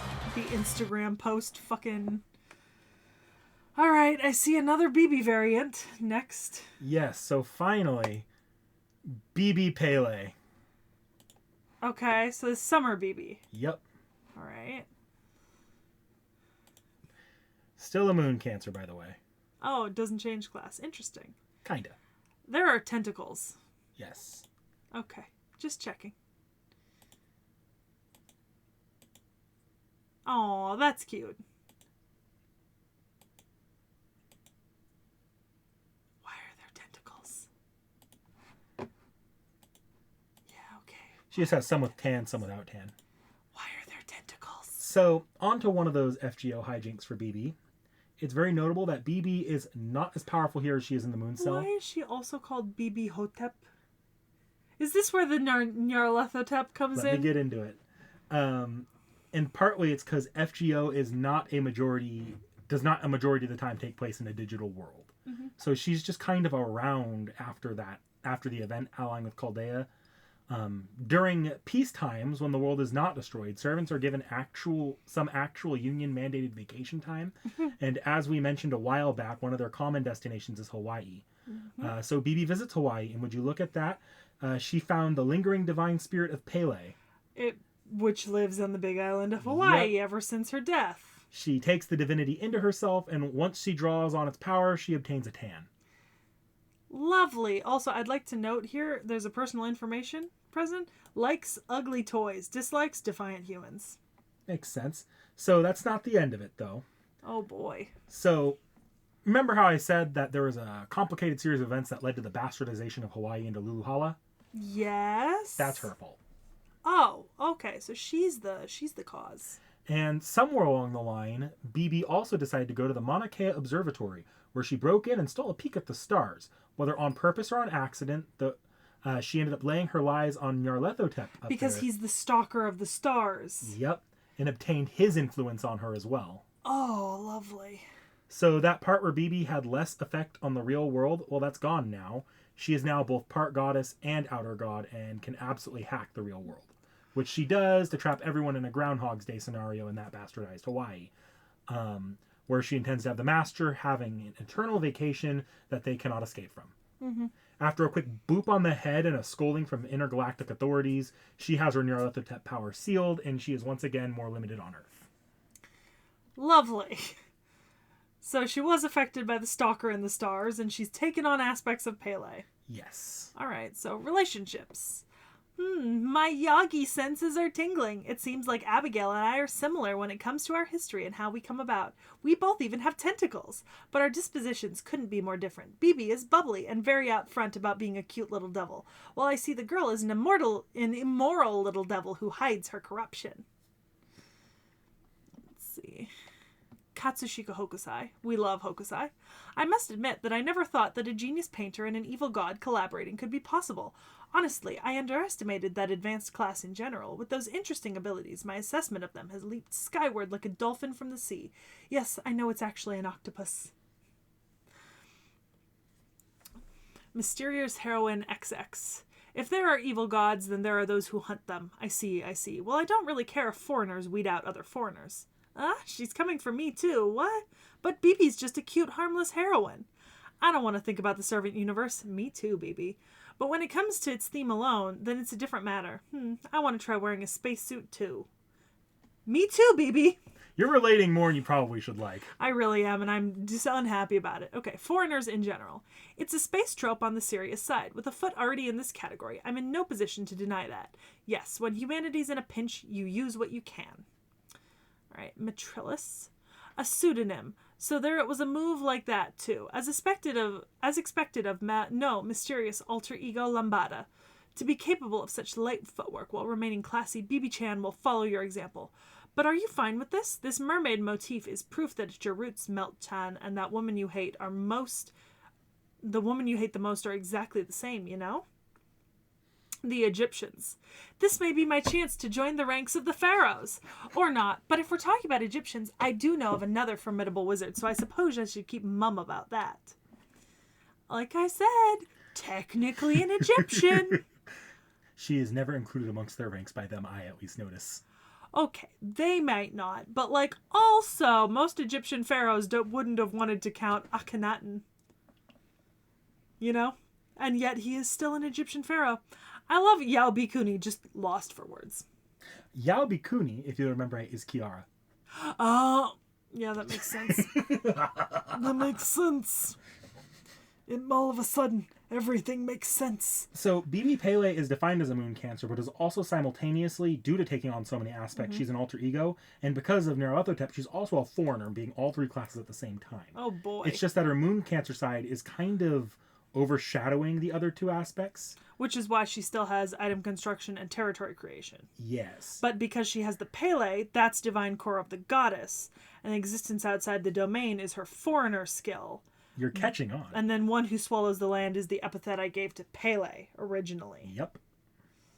So she primarily fights with melee combat using fists, tentacles, claws, and whatever else she can. She can even she can even overwrite people and turn them into pigs. because Pele was in love with the pig deity Kamapua'a? I don't know off the top of my head. Hang on. It's probably written up here. I'd be willing to bet, right? Kamapua'a. And she also has the ability to make holy grails, but it's a super monkey's paw that will actively do the opposite of what you want it to. The key. No. This is different. That's doing what you want it to in a way you don't want it to. This is like, I want the key in my hand, and it teleports the key across the continent. I'll hate that. Honestly, I might have preferred that to digging a key out of my fucking carpals. I do like that they've included the Hawaiian name in here for the epithet, one who swallows the land. I didn't say it because I didn't know if it was going to include it, but it's Pele ai Honua, one who devours the land. Burn immunity. Fun. All right, so then she's got some personal skills. So I would assume self-modification is the way by which she managed to ingest Pele and also deal with Nyarlathotep. You'll remember even back on the Moonsol, she was taking in divinities and getting rid of them. Aurea pork poculum. Because she abuses the demigod she likes, Kamapua'a, the goddess of the god of pigs. Jesus. Faceless moon. Okay. And then her noble phantasm is kind of the same? It is the exact same. Her noble phantasm is once again cursed cutting crater. It's the same thing, more or less as her normal one. She just felt like using it again with some new flair. Oh, look. Nyarlathotep. Yep. Interesting. Arco Wada. Okay, I'm not even going to open Arco Wada because... You've seen Wada Arco. Yeah. Tamamo, Nero, Elizabeth. Yeah. Also, I didn't know that. So Pele was mentioned by Miyamoto Musashi. Interesting. Okay. Wait. Comment from the daytime BB, night BB, and Gnarly BB all differ somewhat, but she has the image of a bad girl. I wanted to attach plenty of stars. Oh, okay. So wait, hold on. So this is daytime BB. This is night BB, and this is Gnarly BB. Okay. All right. Gnarly BB. Yeah, gnarly. By the way, can I close this? Yeah, you can close that. Can we close this one now? Yeah. This is BB. Yeah. And you've got some... Got some NPs? BB channel in Hawaii. In her night form. At night. This is like Celtic soldiers or some shit. Yes. Meb Summer was also a pretty prominent part of this event. Yeah, I remember Meb Summer. So that is the clan calendar. Yeah. I know, I've been fighting a bunch of them recently in America. Yes, you have. Oh, speaking of, for those of you who are watching the video right now, I probably will be streaming FGO over my break because I did make it to Septum, and I did say that I wanted to... go through Septum bit by bit without skipping anything. By the way, her hands are dumb. They really are. And I feel like I should, torture you all by making you all go through Septum with me. I.e., she's going to make me go through it with her. Exactly. Line by line. Arcade? Yep. Okay.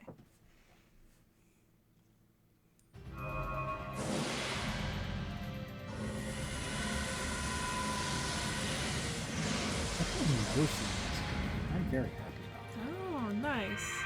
I haven't pulled recently because I haven't logged in recently. I had a streak going and then finals hit. And then I just stopped. You know?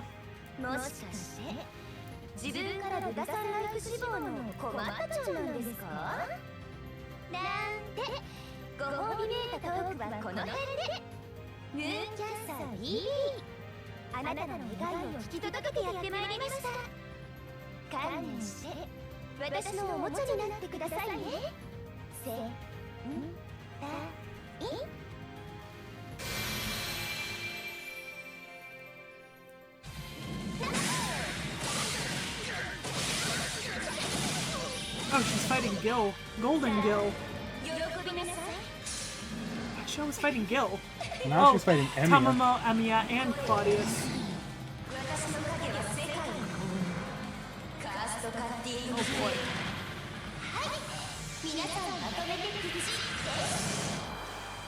Jesus. So there's a lot more. Oh boy. Yep. So remember how I mentioned that BB split off all those divinities? That becomes the Sakura Five. Okay. 5 alter ego servants, each holding a collection of divinities. I think I've heard of one of these. You've seen one of these before. Have I seen Passion Lip? Not in a Reacts, but you've seen... So I'm pretty sure I saw a Passion Lip figure at an anime store near us, and I sent it to you, and I was like, who the fuck is this? Yes. Okay. So, all of them are completely unstable, and they get a lot of power for being absolute loose cannons. Sorry, I'm just... A little preview of their designs, I guess. Yeah, just looking. Yeah, King Protea. Yeah. All right. So, if you want to move on to the next thing, this is just going to... You can see some artwork here, I guess. Look at that. It's so cute. Look at that shit.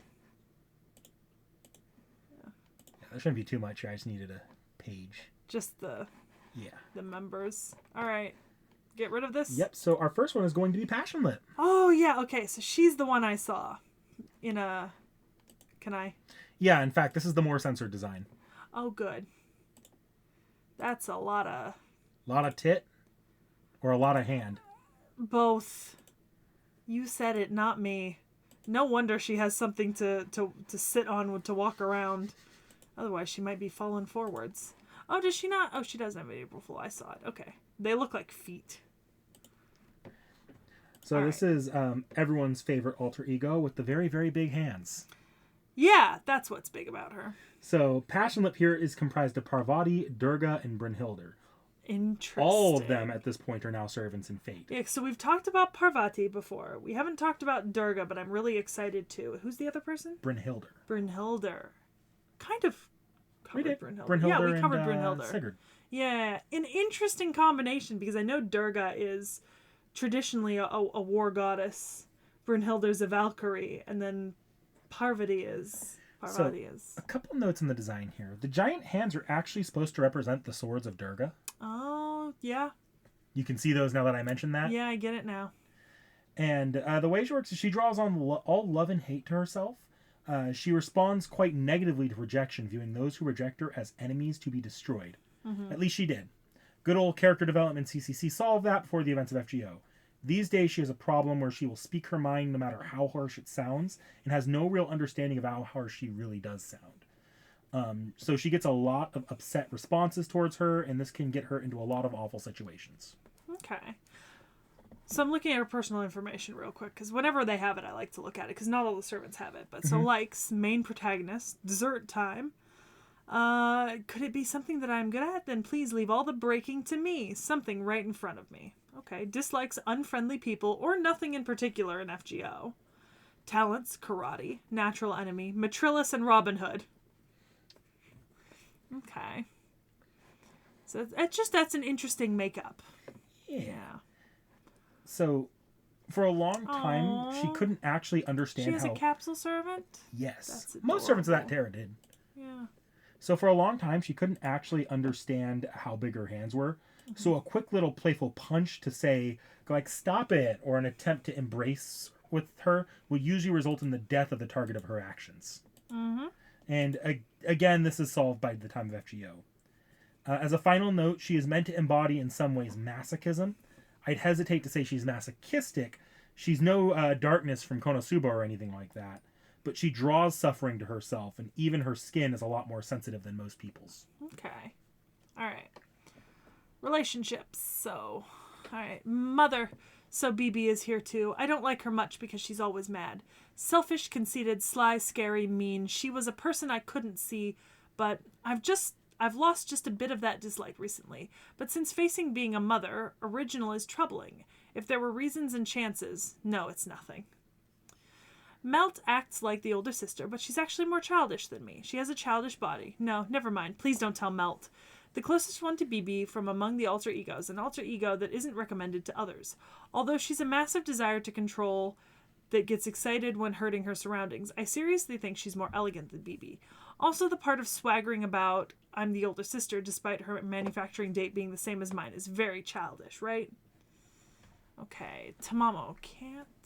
My first friend. It seems she's an alter ego different from the Sakura Five. Being together is fun, calms me down, and makes me happy. She's also very good at cooking. Cat. Incredible. Kiara. I don't understand it really well, but I feel she's similar to Melt. Melt is much prettier, though. Yeah, Robin's here. I really can't stand him, physically. He says mean things and he always slaps my butt. Physiology is not good. Jesus. Sexual harassment. He's a very reliable knight, a prince with a white horse. He's a bit different than that, a prince that grows like that, has rather become an adult than know his position as a feudal lord. Anyways, although I don't like him, I think he's a wonderful person. I looked at that art while you were describing. Down, down, down. Okay. So, you can probably guess how physically strong she is. Probably very. It's not just a matter of big hands. Wait, so she's a moon cancer, right? She's an alter ego. Alter ego. Okay, that's a class? Yep. Huh. For some reason, I didn't think that was a class. I feel like we've covered a couple before. I'm sure we have, but for some reason, I thought that was like a descriptor and not a class. Maybe I was just getting confused. It's actually kind of both. Okay. But it's not just that she has big hands and crushes things real big. She actually has an ability where anything that she can see in her vision, she can crush into a cube regardless of how big it is. Okay. Basically, you've ever seen the Dylan and Cole I crush you thing? She can do that. Her next major ability has to do mostly with her mostly unnoteworthy breasts. It's in her skills, but she has a pocket dimension called the Breast Valley, where she can store near infinite amounts of material. She has hammer space. Hammer space? Hammer space in her tits. Yes. Hammer space. What's hammer space again? Well, so hammer space, it's a anime concept. You know when like anime characters just pull like a giant hammer out of nowhere and then it disappears again? Yes. Hammer space. The ability to like just store these things randomly without anyone ever seeing where they're stored. Hammer space. Exactly. I too have hammer space there. I lose things. It is all completely accessible from her cleavage, as you would assume. And it used to be that when things or people fell in, they were never getting out. Oh, God. By the time of FGO, Passion Lip seems to have gained some ability to get things out of there. Oh. At least she can get the master out, thankfully. What I'm saying is don't bring anything near Passion Lip you wouldn't be fine losing. Oh, good God. I believe I've seen somewhere that this entire, all of this was added on by BB later because she saw the size of Passion Lip's tits and decided to have fun. Jesus. All right. So, High Servant. Okay. Magic resistance, independent action, presence concealment. All right. So, Trash and Crush. Okay. So, evolved from monstrous strength. All right. Masochistic constitution. That would have to do with the drawing pain towards her. Mm-hmm. Yeah. So the only things Passion Lip can crush are garments smaller than her hands. As long as it's something that can be placed within her hands based on her vantage point, she could treat it as a target. Oh, so if she was really far away from something and just went, she could. Yep. Oh, interesting. Okay. Breast Valley. Okay. All right. Look, storing things within. Yeah. That's not a foreign concept. It's called the extra pocket. All right, Noble Phantasm, Brynhilde Romantia. Yes, so this is actually a variant of Brynhilde's Noble Phantasm. Yeah. It's got the same properties of being able to deal more damage the more she loves her target. In FGO post-character development, she has managed to change it to provide healing when she wants to protect her allies instead of just doing more damage the more she loves one. Or her enemy. Interesting. And then her other Noble Phantasm, the Virgin Laser Palladion, we'll come back to this later. Yeah, because it's in conjunction with Metrolis, Yeah. like it says. All right. So we have some YouTube videos, or you want to take a quick look here at some of the notes? I just thought I'd look. Feel free. Let's see if it was Wada. No. I really admire Wada Arco for being willing to be horny on main all the time. I think Wada Arco was Wada Arco the one. Some of these FGO artists were previously hentai artists. Yeah, that's the one. All right, can I shut this? Yep. Cool. All right. This is the introduction. All right. By the way, you're going to get to see Emiya beat up a couple times today. Okay. What the fuck? That's like a beast from my nightmares. that looks so uncomfortable. That's right, CCC is really... Horny. Yeah.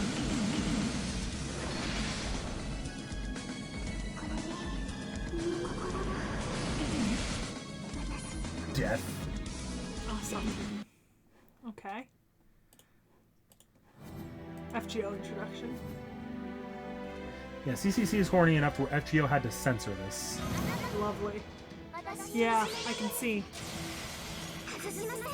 I'm wearing a bodysuit. When you make FGO censor, you know you're up there. Not even FGO China, just FGO. Yeah. Because, like, we've seen FGO China censor some things, but, like, you know you fuck up. I don't know if it's a fuck up if it's the intention. Because CCC does deal with sexual demons. Like, it actually does play into thematic. It's just barrage. Don't play it around your family. Yeah.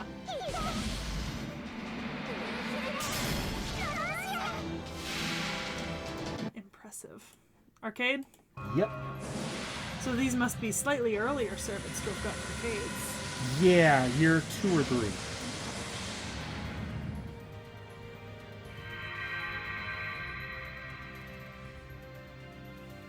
Also, because they're from an existing work, they also have an existing fan base behind them. Yeah, that makes sense.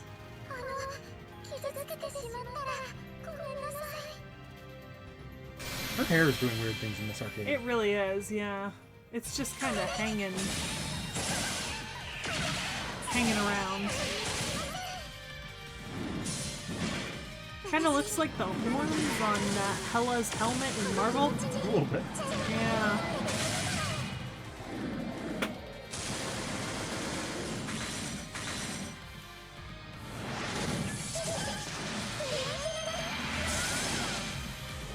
Oh, she smashed Caster Gill.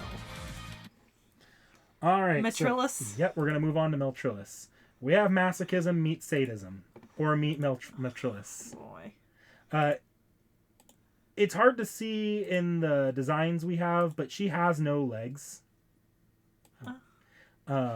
Instead, they are... these metallic... Yeah, they're replaced with sharp knife-like prosthetics. Yeah, I can see that. Her arms are also basically vestigial. They aren't great for much besides simple tasks and lack most sense of feeling to them. Okay. She's comprised of Artemis, the Leviathan, and Saraswati. Okay. That's interesting. Once again, I just want to take a look at her personal information since it's way up here. But, so, likes Hakuno Kishinami and figurines. I get that. Dislikes humans. Talent for doll appraisal. Natural enemy, King Protea. No name. No name is Emiya. Okay. King Protea is another one of the Sakura Five, isn't it? All the Sakura Five are actually built to counter each other in some way. By the way, speaking of likes figurines...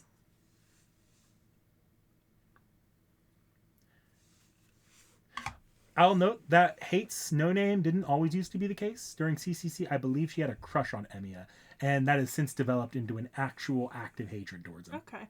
Well, I was going to say that's interesting because in Passion Lips Type Moon fandom, it had listed her CCC and her FGO information down here, but this one only has her FGO information, which is interesting.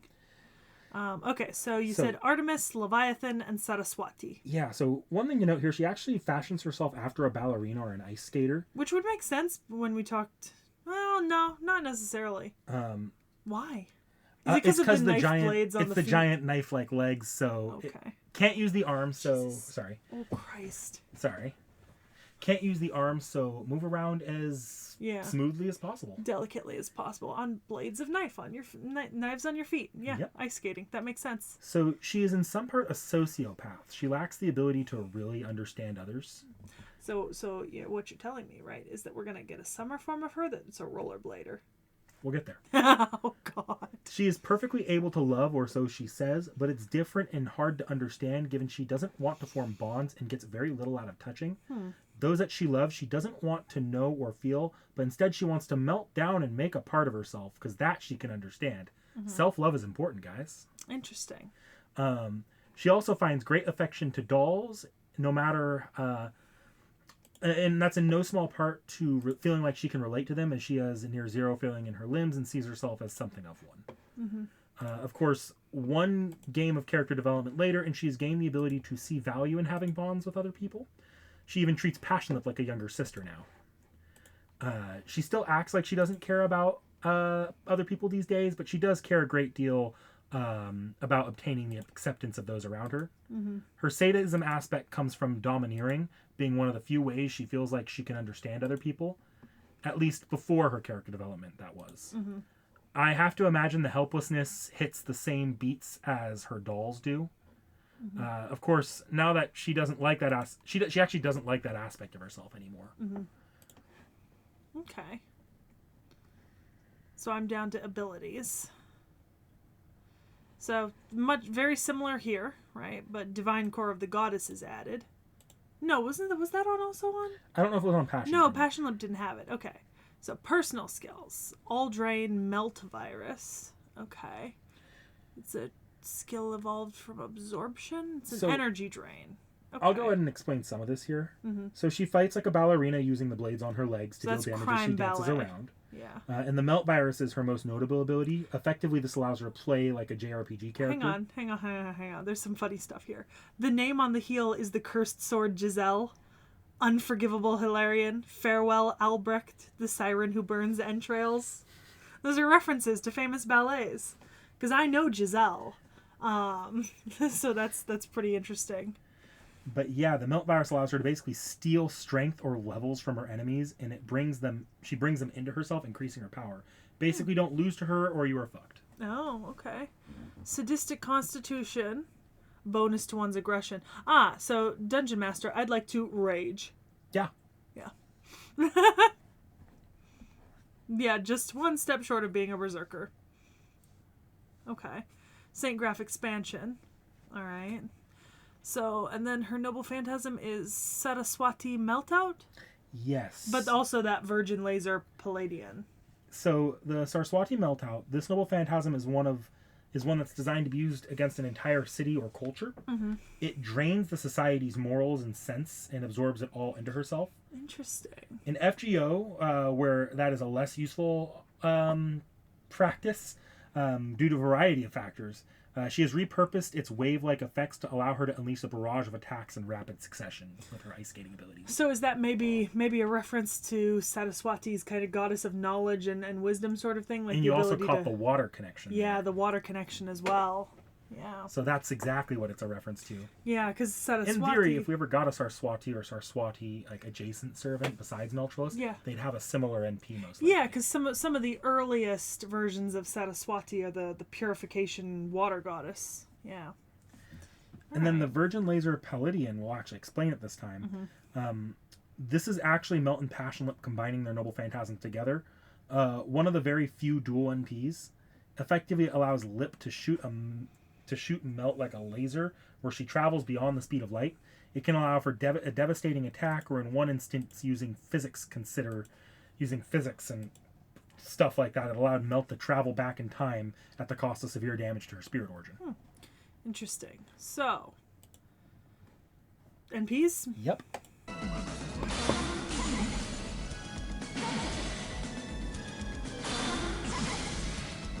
Once again, we're beating up on Emiya. Yep. Emiya in a t-shirt. Which feels weird. I miss his cloak. He wears a t-shirt a lot in the series. I know, but I miss his cloak, you know? The distinctive... Is he wearing glasses? Yes, he is. I love the Emiya glasses outfit.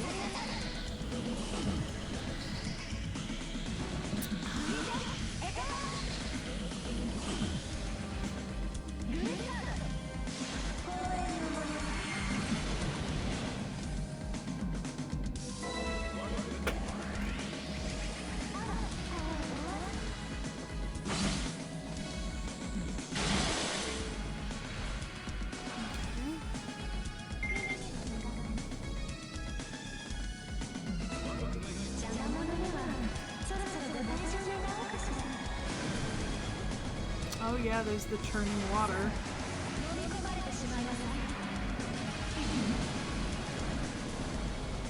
Remember, kids, watch your limbs when you're ice skating and you fall.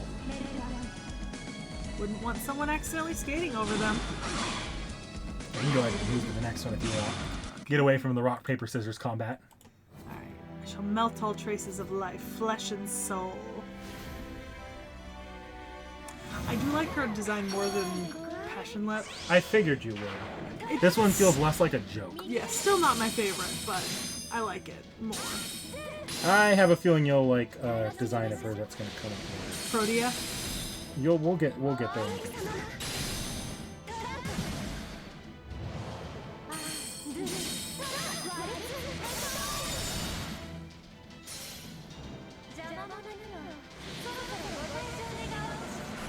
I'm gonna get her a little window seat so she doesn't fall off the window.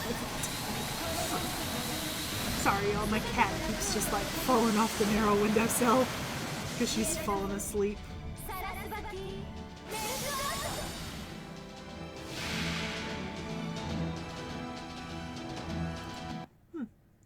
Arcade? Yep. So is she called Melt Lilith?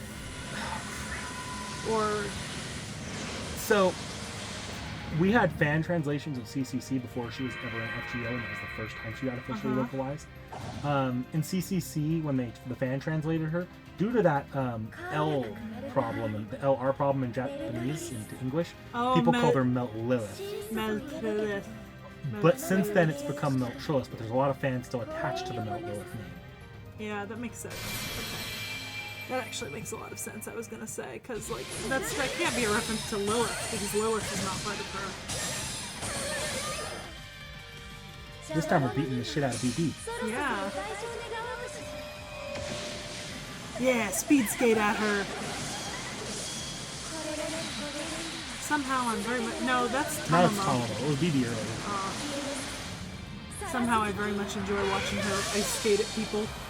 I figured you'd like the ice skating aspect of this. Also, Colleen, I agree. So, we're not done with Melt Trillis yet. She's Another the only version. of the Sakura Five to have a summer form. Okay. So, meet Melt's final form, Mysterious Alter Ego Lambda. Oh, okay. I'm gonna go look over here where I can... Penguins! Leviathans. Penguins! Leviathans. Penguins. Leviathans. That one looks like Peaches. Does that not look like Peaches? Don't debase these noble Leviathans. Penguins! Orcas! Okay, I actually like this design a lot. This is the one I thought you would like. Yeah. So, she's... Are those fucking... pelican? No, not pelicans. What's the... They're... Seagulls? I think they're seagulls. Demon birds. Demon beach birds. It's like the geese of the ocean, knick-knack. So, despite being called Mysterious Alter Ego Lambda... This is my favorite version. She's a Lancer. Oh! You know I love me a Lancer. This is why I like her. Oh, my goodness. I love it. It's a penguin. You need to see my favorite costume. Hell yeah. Penguin. So... Okay, 10 out of 10. Perfect design. This is Melt post-character development in FGO, more or less. Here she's taken more to her Leviathan aspect and has gained an attachment to fellow Leviathans. Mm-hmm. In this form, she has taken up a job as a performer in Las Vegas as a professional figure skater. Oh, good. Well, I say post-character development because she might need another post added to that. Well, okay, so there's many reasons why I like this character. First of all, penguins and orcas and pelicans. Leviathan. Whatever. Animals. Second of all, she's in a penguin hoodie. Third of all... It's a Leviathan hoodie. Third of all, ice skating. Because anyone who's been around the channel for a while may have known that I've dropped the information before, but I used to be a competitive figure skater. So, you know. Somewhere along the line, she got it stuck in her head that she should sink into the sea and become one with it. And in order to do so, she uses a casino that she owns to drain all of the gamblers of their money. When that's gone, she drains them of their experience points. When that's gone, she works alongside Christopher Columbus and Thomas Edison to run an actual slave labor camp designed to facilitate her intentions of plunging Vegas into the sea along with her. So, like, that aside, does this not remind you of my story about Hawaii where I insisted that my parents let me go swimming 4 times a day? I didn't remember that story off the top of my head. I just said it earlier in the video. Anyways, also, personal information is back. Likes herself, dislikes an audience without manners, and humans. For no reason other than during this entire ordeal where she tried to plunge Las Vegas into the ocean with the help of slave labor, for no reasons other than that Melt didn't ask her to help, Passion Lip stops the slave camp operation, and Melt gives up her new goal after losing a tournament regulation duel against Hokusai.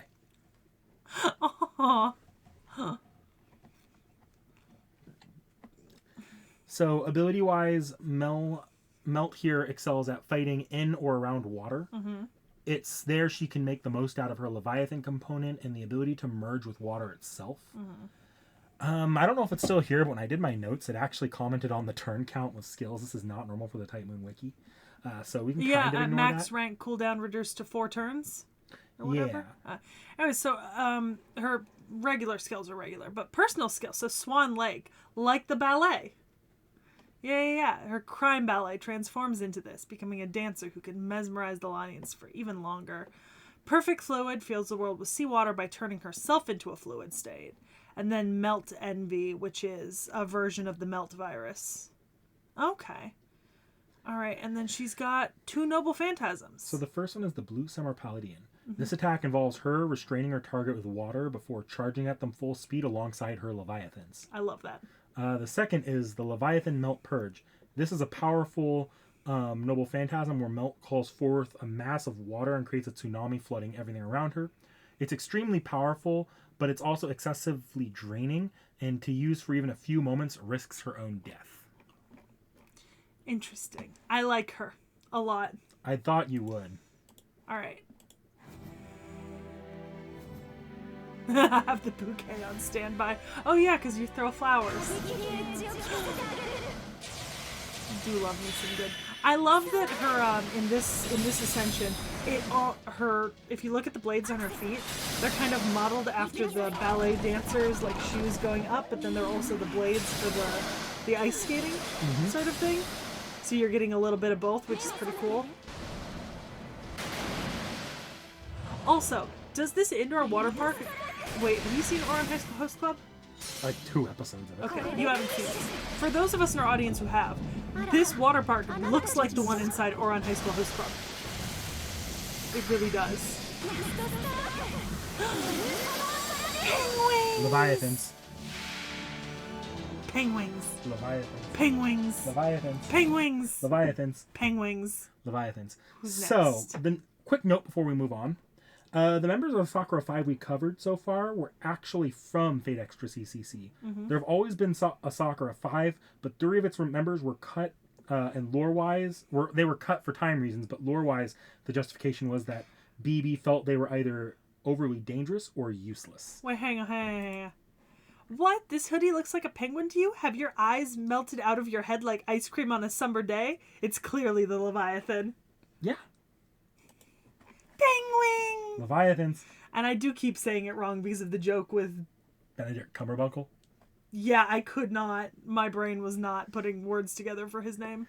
But the other Sakura Five that we haven't covered yet, they were later included in other works, namely the manga Fate Extra CCC Foxtail, which acts as an alternative route for CCC. Okay. So we'll go ahead and move on to the first one here. Meet Violet.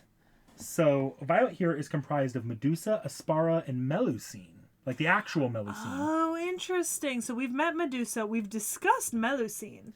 Yes. Which, by the way, fun fact. So, I've obviously been catching up on TV with my mother lately, and one of the things we've been watching is The White Princess and the White Queen from the trilogy White Queen, White Princess, Spanish Princess, right? Which is a set of like the British dramas based on the War of the Roses and Henry Tudor, right? And one of the things is that basically they follow the kind of the women in power during this time period and like the machinations to get to the throne. And one of the things the book does is because the TV shows are based on the books are historical fiction of this period, including a lot of real events and people, but also some kind of fictional bits, obviously, as historical fiction goes. Which, by the way, historical fiction is actually sometimes more accurate than you think. It's pretty interesting.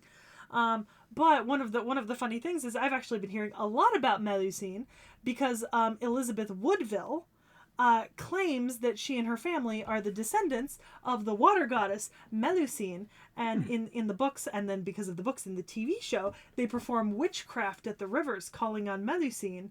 And she's the mother of Elizabeth of York. Elizabeth of York is the one who married Henry the Seventh. Henry the Seventh is the mother of Arthur and Henry the Eighth. Interesting. Yeah. So technically, based on that book, Henry the Eighth is a descendant of Melusine. So she was never in CCC due to being relegated to a managerial role by BB. She is the most mature member of the entire bunch here in both body and mentality. She knows her own flaws going in, but at her core she is domineering and possessive, desiring to chain her potential companion and hide both her and the companion away. At her core she prefers to keep things simple, which is why her name is the least fucking confusing out of everyone's here. Also, I would like to say, in personality, love this woman. She likes reading books, dislikes wasteful spending, has talents in designing, sewing, and cooking. Has the least horny design so far of the base Sakura 5. Yeah, actually, she's really covered up. I mean, yeah, she's got, curves, but she's covered up. I'm a big fan. Anyone who likes books is automatically getting my vote. So she primarily fights with tendril-like whips that she can form with her limbs and is more durable than... This makes her more durable than most alter egos. Being connected to Medusa, she can also effectively petrify her opponents, but it's more like a time freeze than anything. She can also change her appearance around at will. Interesting. And we don't know her NP. Oh, fine. We actually don't know it yet. At least it's not listed. Maybe one day we'll come back to this when she's added to FGO inevitably, but meh. Okay, so she's got a crack ice skill that's like a evolved mystic eyes? Yeah, so that's the time freeze. Oh, okay. All right. High servant, we know that. Shackling desire increases physical restriction attacks, writing, transformation. Okay. Interesting. All right. So next we actually have the next alter ego in the Kazura drop. Oh. Yeah.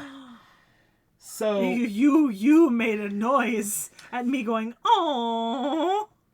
Yeah, it's appropriate for the design. We don't actually know all of her components yet. The only one we know is the Murians of Cornwall. Oh, okay.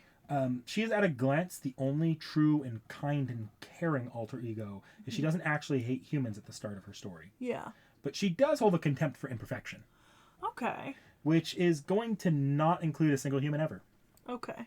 So this makes her a huge health nut, and she has an active, open dislike of the other members of the Sakura Five, going so far as to betray them. If you scroll down enough, and you can scroll down later if you want, she actually took Meltrilus and Passionlip and a lot of BB's power, and then in a grotesque form of body horror, merged them into a fake BB. Yeah, I'll scroll down to get that into a second.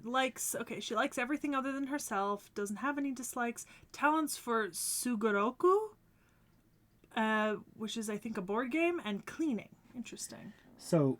Alright, so I'm going to scroll down. Unfortunately, She also doesn't like the Masters in the Moon Cell Holy Grail War, and is only stopped by programming that tells her not to kill them. So instead, she tortures them or has them killed by by other people. Lovely.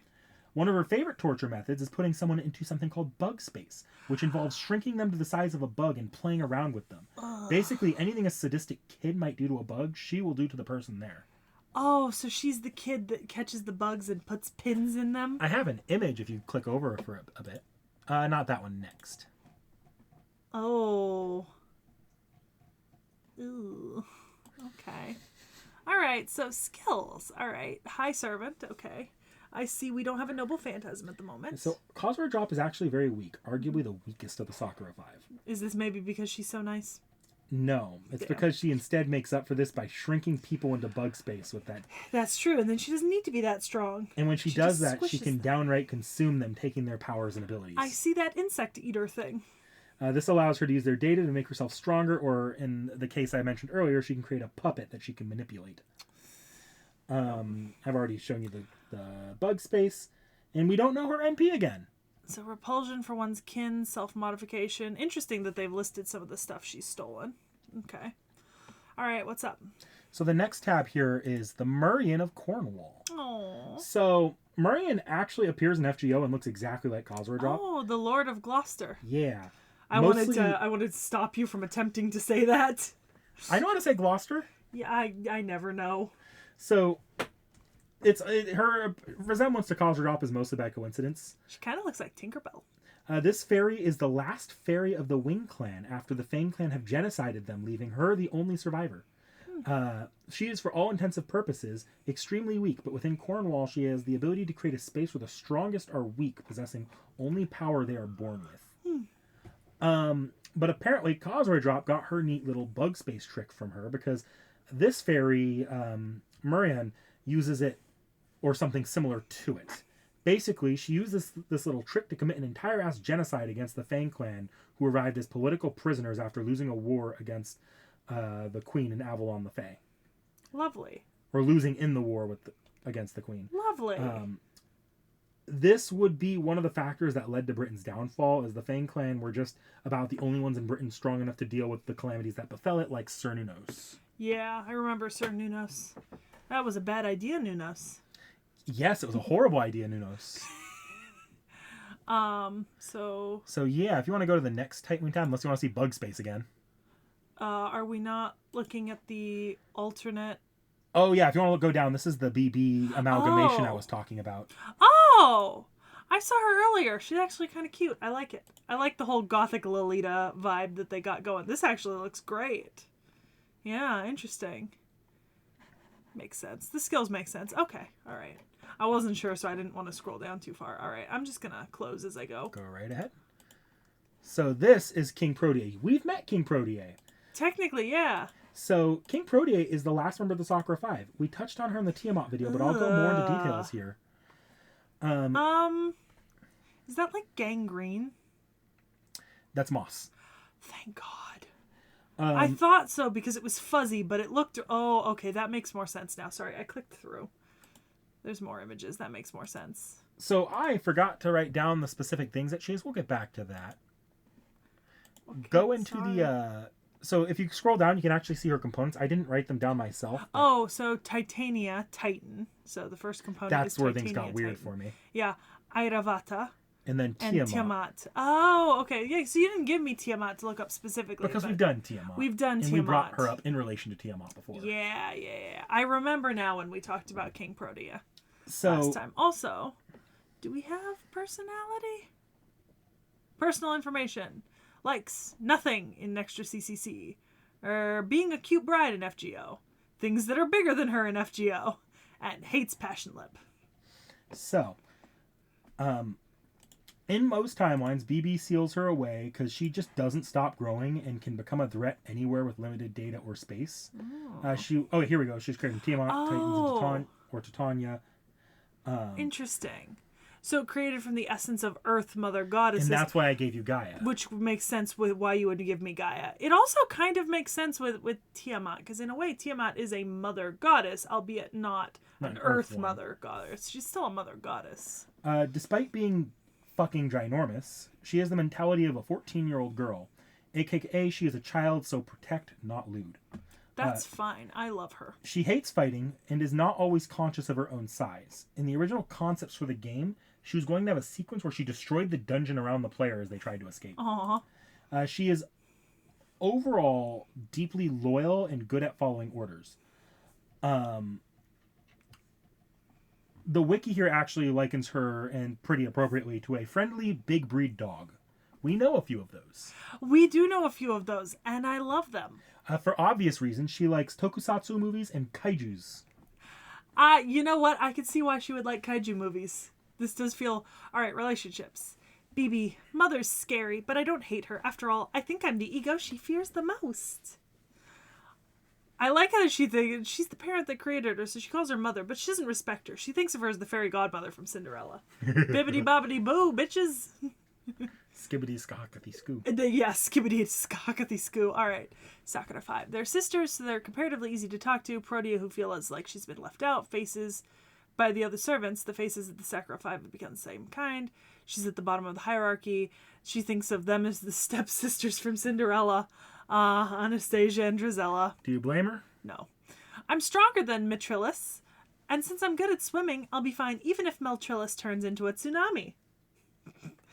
Passionlip is probably a little dangerous. If she pulls a surprise attack, even I would end up getting turned into a cube. Remember, everything in her vision, so if Passionlip backs far up enough away, she can, yeah.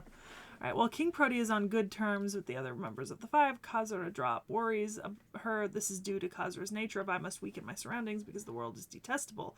Conflicting with King Protea's nature of I must grow stronger because the world is scary. Interesting. Is that Sekhie and Kiara? So she hasn't given up, has she? Step back, Master. I'm going to beat her down. I'm not going to let this place turn into Seraph. She's not the beast? She's a servant. Now that you mention it, she's very small. And she's an alter ego? I'm a little embarrassed the others might think she and I are friends. So there's some implication that she's physically strong enough to fight Kiara's giant beast form. I love that. Respects and has an affinity towards Tiamat. Makes sense. I've never thought of other living creatures as big, but I just met someone who I feel I'd never be able to beat. Ganesha is very plump. Bless you, honey. Bless you. Being around Parvati makes me so calm. I feel a strange affinity with her. I'm sure she's the sort of aspiring cute bride should look up to. Master, I just met a wonderful servant in the big storage room. So her name's Gorgon. She's so chic, so cool looking. She's what an adult woman should look like. I strive to be more like her. Do you think I could be like her if I try? Alright. Ooh, Mecha Ellie-chan. That Iron Princess, I don't like her much. A mechanical kaiju isn't cute at all. I bet she's just made out of scrap metal because of budget cuts, and she'll just destroy the town using missiles and laser beams without any real action. That's just sad. As an animal-type giant alter ego, I can't lose to her. I agree. Mecha Godzilla was not as good as Godzilla. Paul Bunyan. She wants them to get along as giant-type servants. She thinks she wants to relax in an isolated island of the southern country with Bunyan and Master. Altera. For some reason, she's interested in her. But why? Because she's fucking... Was it the destroyer of blah, blah, blah? Of gods. Yeah, What was Altera's title? Velbar. Velbar, White Titan of Destruction. Yeah. Ivan the Terrible. It's the first time I meet a servant larger than me. And on top of that, he's so cool. Aw, she mistakes him for a kaiju. I, too, think that Ivan is basically a kaiju and love him for it. Okay, skills. So in the digital world, she will just keep growing to the point where she could easily take down Kiara as a beast if she tried. Mm-hmm. But if she keeps growing, it'll eventually be a universal level cataclysm. So most people that see her in the digital space just say nope and then lock her away using an infinitive regression to try restricting her size or reversing her growth. Okay. This becomes unnecessary on Earth, where she just cannot continue to expand and is instead limited by things such as physics and the collective desire of humans not to be crushed to death by a 14-year-old. Yeah. So outside the digital space, her growth is limited, where she will just be reverted back to still massive, but not gargantuan size. Regardless, every second that combat goes on, she'll get bigger and bigger, making her more and more dangerous as the fight drags on. She is notably very susceptible to Passionlip's trash and crash skill. Mm-hmm. Makes sense. Alright, so grow up, grow. That's the growing. Mad enhancement, independent action, territory creation. She's got a lot of class skills. Personal skills. Huge scale. Yep. She big. Infantile regression. This is what stops her from growing on Earth. Area crushing. Monstrous strength, self-suggestion. Noble phantasms. Ordinarily, she doesn't possess one because she herself is one. But in FGO, she's given one called Eravata King Size. Okay. Basically, with this noble phantasm, she can eliminate the limiters on her size for a brief period of time in the real world. It's not long enough to destroy the world, but just long enough for a gentle hat to become fatal. Oh boy. I love that for her. Yeah, Wada Arco again. Alright. Wada Arco does most of the CCC. I know, I just figured I'd check. Alright. Can I close this? Yep. Alright. You gotta... Am I big? Small? Or is there not enough of me? I think there's plenty of you. Oh yeah, she's big. I can tell from her surroundings she's big. Oh, it's so small compared to her. Oy.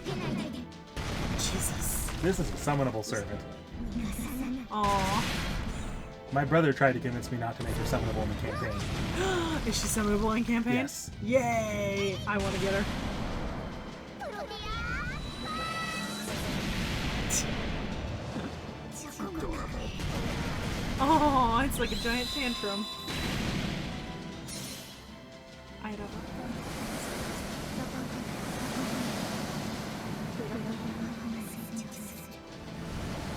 Oh, she got even bigger.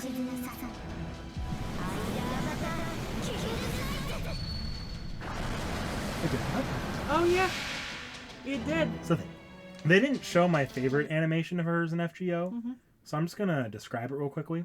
Basically, she gets on all fours, cups her hands over her mouth, and just says "Gow," like the lion cry, which just causes massive sonic waves to fly. Yeah, they showed that. They didn't do the "Gow" though. Different version of that. That was just a law. No, it was Gow. Did you say Gow? Yeah. Oh. Yeah. Listen. Listen. It started with a Gow. Oh. All right. Another King Protea? Yep. So this is King Protea Altar. Oh. Ooh. We actually saw her in the previous one. If you want to click back to that design. Okay, so now, by the way, April Fools, I didn't see that because the costume came first. Oh, can I say I really like this costume? Oh, she's still big. So, the last mention here is that in Nahui McLawn, she's one of the servants to be altered.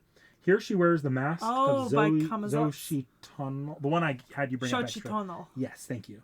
Normally, King Protea has a love for humans, but here she has abandoned it and has obtained a raw desire for strength. This is full Kaiju King Protea that just wants to use her massive size and power to destroy shit. Oh, yeah. Protea with the Xochitl mask. It's like a death mask. Yep. Yeah, interesting. Yeah, the Sea of Trees. Xochitl. No information other than Calavera mask, which is definitely that death mask. Yeah, there might be more added later. I like how it says King Protea's noble phantasm is... Japanese. Maybe I can... Look up the name. Animation-wise, it's the same as before, so there's not much to show you there. But... Giant God's Punishment. Probably like Punishment of the Giant God or something. Well, if you want, I actually have the boss fight pulled up. If you want to take a look just for some of her animations here, they should be mostly the same. Well, this is my favorite King Protea. I figured. And maybe my favorite Sakura Five. Followed very, very closely by the one that we don't have a Wikia for. You mean FGO? Yeah. The Violet? Yeah, Violet. Violet after Protea. And then the rest below that. Leviathan? Wait, Leviathan's up there. But specifically Leviathan. Post character development. Yeah. Oh, that's an interesting servant combination. BB, Cuckoo, and Merlin. Yeah. That's not a bad setup, actually. No. But yeah, that's the King Protea boss fight. We don't need to watch all the way through. Awesome. So yeah. Alright, so we have galleries to look at first. Alright. Baseball. Oh, that's cute. Big baseball. Yep. There's the... Oh, I was looking at what's inside of it. Interesting. Hard to see when she's moving. Alright. Got some Exo Seraph. So on the entirety of the Seraph chapter takes place on Kiara's body. There's a joke epilogue that takes place on BB's body. Okay. Alright. So we're just going to go through some of this art.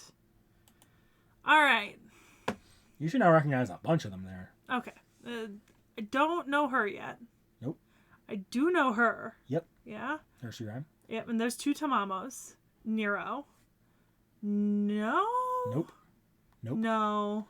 Nope. No. Yes. Bath Elizabeth. Yep. Nope. No. Yes? Gawain. Yeah. Hans. Kiara. Koyanskaya. Okay, these are the Sakura Five. Or 4 of them. BB and a bunch of the Sakura Five.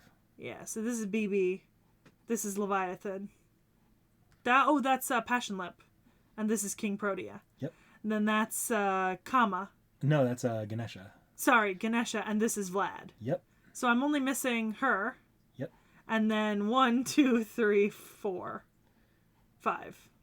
Yeah. Okay. We are quickly getting to the end of this art. You're seeing the full Wada Arco set. Yeah.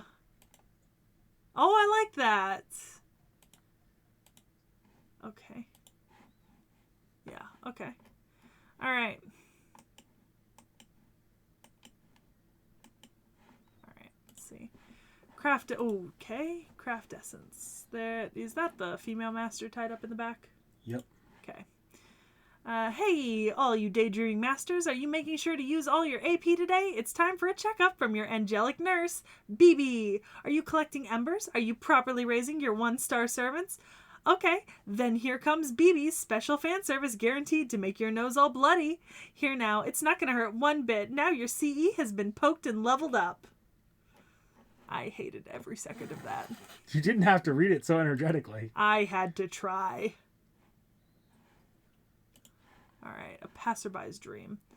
Hello, someone said, speaking earnestly to one who didn't exist. The stone by the wayside remembers whether that miracle disappears into the shadows, becomes an illusion, or is ultimately recorded as nothing at all. It remembers the cozy moments. A warm time shared in the infirmary which should have been empty after the end of the school day. Just thinking back now makes my heart yearn. A story of love that was simply too young in a far-off phenomena. Deep Sea Cyberbrain Paradise Seraph.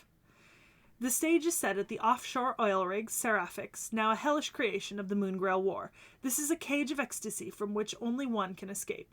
Only moments remain until the base disintegrates. And what is it that lurks at the bottom of this dance of egos? Okay. I missed this one for some reason. It did not open. All right. Sweet Devil Slot. So BB, notably, her Valentines actually have bad endings. Oh boy.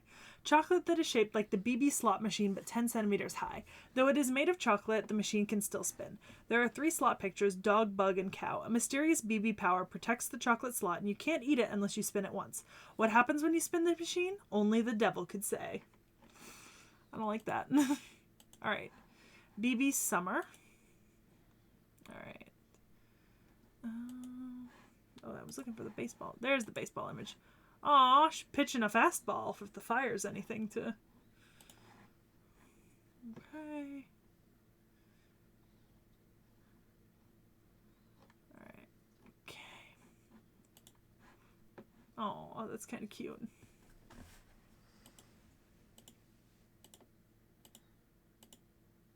Just more art. Koyan. I don't know her yet. Kiara. Oh, is it? I can barely tell.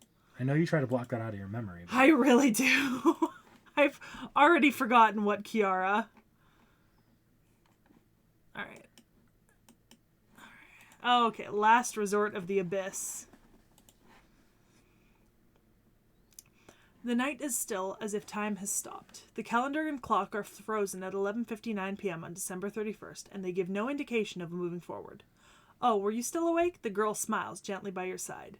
The name doesn't come to you. The observatory's lights may be out, but the sky is bright tonight. It's as if deep blackness veils your eyes. It's quiet, isn't it? Looks like we're the only ones left, the sweet, gentle voice whispers.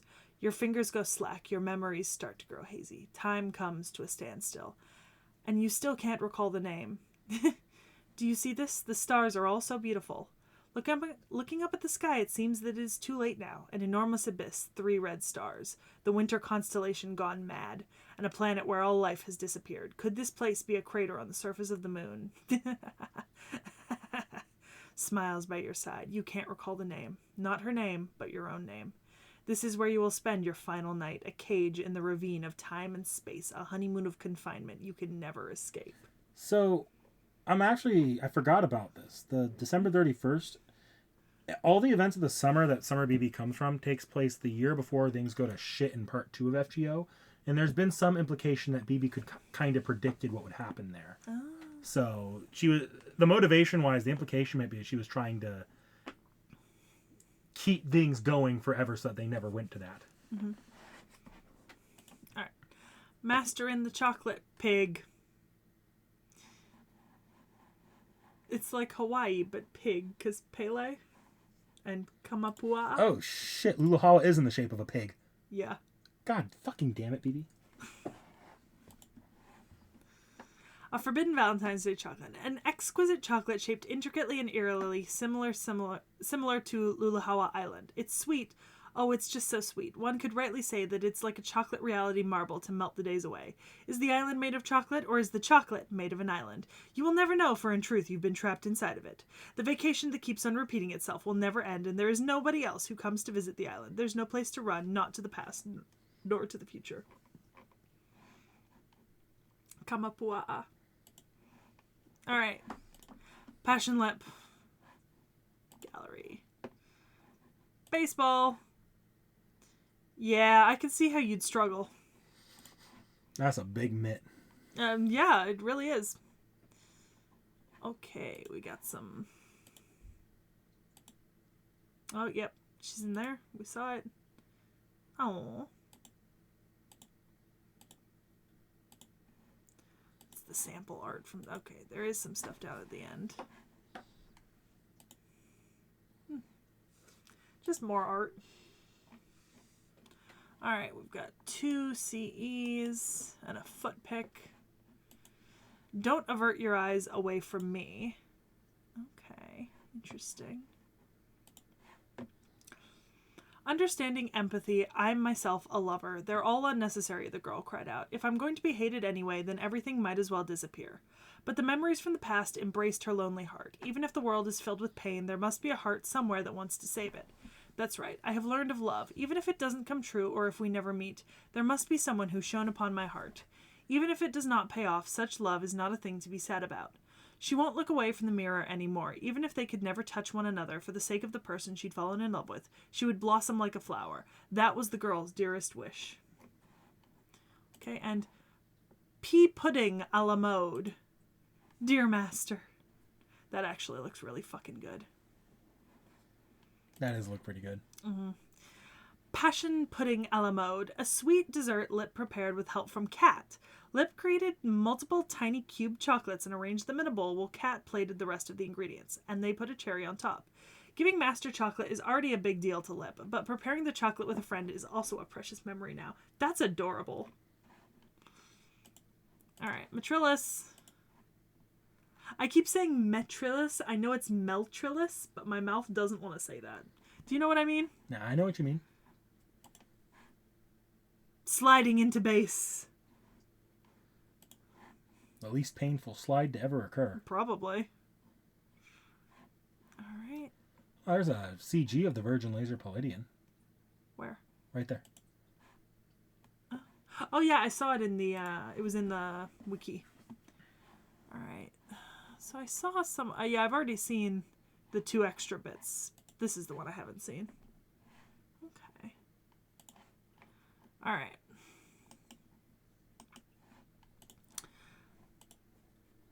Oh look, remember she likes figurines? There's a figurine. Alright, the radiant one. A future and past, others in the world, are all are impure, so the girl claimed. As long as I exist, other flowers are unnecessary. But her memories of days past destroyed her solitary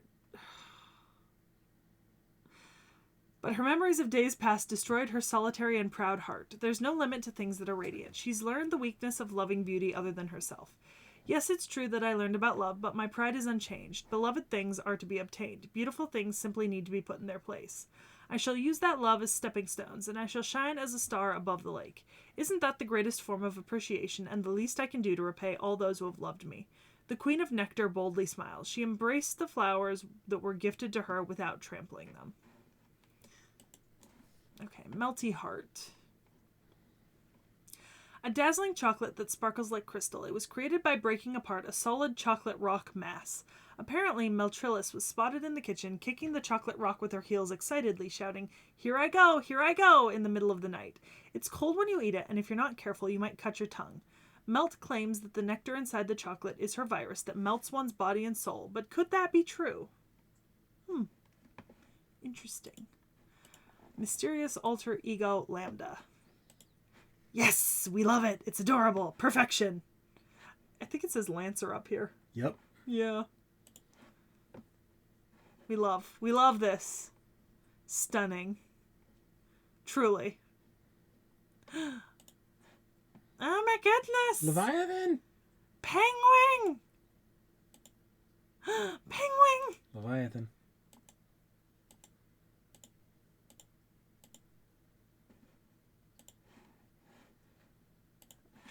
Okay.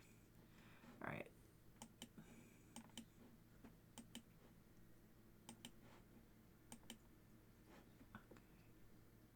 That did not open Winter Party.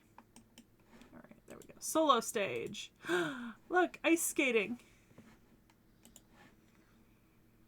The summer of water has ended. The curtain has fallen on this dazzling show. The heavenly water palace erected in the middle of the desert has, like many fairy tales, disappeared along with the myriad dreams it carried. A goddess's capricious whims do not last so long. My stage was also some kind of mistake. But still, just a bit more. There's still one faint ray of light left. If one spotlight left can be like a star, pulsing like a beacon in the sky. Even if you won't remember it, or even if it doesn't remain in this world, I shall gift with all my gratitude a sequence just for you.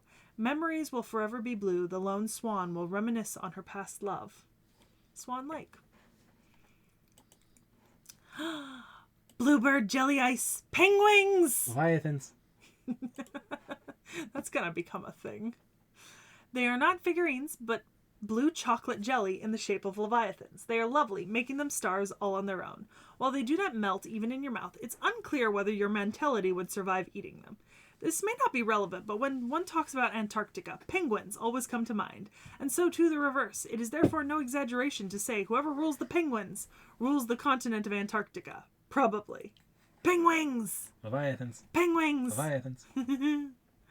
Heroic Spirit Tour, Mysterious Alter X. Lambda. I don't know. I like the graffiti and the kind of... Alright. There's the full version. Oh, it shares the same setting as Mysterious Idol X and Jaguar Man. Celaron's Staircase, Rio de Janeiro, Brazil. I think so. They don't always do it there, but I think that's the. Oh, you can see all three of them. Yeah. Look at that. We love this. That's cool. Yeah. The cat fell again. Honey. All right. The Stars Holiday. Oh, penguins. Leviathans. What? There's nothing weird about this. This is just part of fan services. It's like a handshake that looks like a hug. Not that I do something like a handshake event. Anyways, you smell just like the sun. Not sure if this will get through to the #1 fan of the island, but it sure is nice to have a day off through Thought Leviathan. I love it. And Winter Party. Bunch of Wada Arco servants. Yeah. Most of whom I don't know. Yet. Moriarty. Is this Moriarty? Yep. It's young Moriarty. Is this male Arthur? I think so. Okay. Then who's that? They're both blonde, blue-eyed. One might be Gawain and one might be Jekyll and Hyde. Actually. Oh, okay. A lot of fun is coming to Hokkaido, Miyagi, and Osaka. Interesting. All right, King Protea. Our last... Oh, yeah, see, look. King Protea's Shochitono. All right.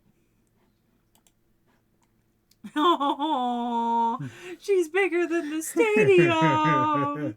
Oh, baby. Precious darling. Needs to be protected. At all times.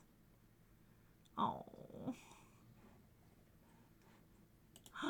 Aww. Ooh. Oh, so cute. Oh, darling. Oh, there's one for each of them. Cute. Adorable. All right. These are... Both arms are full of... Oh, look, it's a giant wedding dress. It's sparkly. It makes one feel content... Oh, Jesus. We have been recording for so long that I am starting to... This is one of our longer ones. Of the not round table size. It's sparkly. It makes one feel content. It's fluffy. People hug the wearer with a big squeeze, and it's really, really happy thing. That's what it is to be a bride. I think I knew what they were even before I was born. I knew that any girl can transform into someone cute and be happy when she becomes a bride. But everyone told me, you'll never be a bride. No world would accept you. There's no dress that would look good on you, and I agree. After all, I couldn't find anything that was made just for me. I see. Would you be able to wait blank years? I don't know when it'll be, but I promise. So with those promised words held in my heart, I returned to my cage, and many months and years passed by. Then I awoke to a scene that almost seemed a continuation of my dream. Sir, thanks for waiting. Sorry it took longer than expected. The person who smiled and said such kind words is now long gone, beyond the reach of time. But finally, I have become a cute bride. A bride who loves you so much. Oh. Oh my god, it's a giant chocolate heart with her on it. Look at the size of it compared to those beach huts. Look at that victory scream. I know, I love it. Grand chocolate. It's a typical heart-shaped chocolate, but as you can see, it's gigantic, over 100 meters tall. As she was unable to procure any ingredient other than chocolate, no appropriately sized fruits existed. The design may be simple, but her sentiments are clearly communicated. So why is this happening at the beach, you ask? Because Protea's dream is to have a house with a pool near the beach. Me too, Protea, me too. Heroic Spirit, Travel Journal, King Protea. Oh.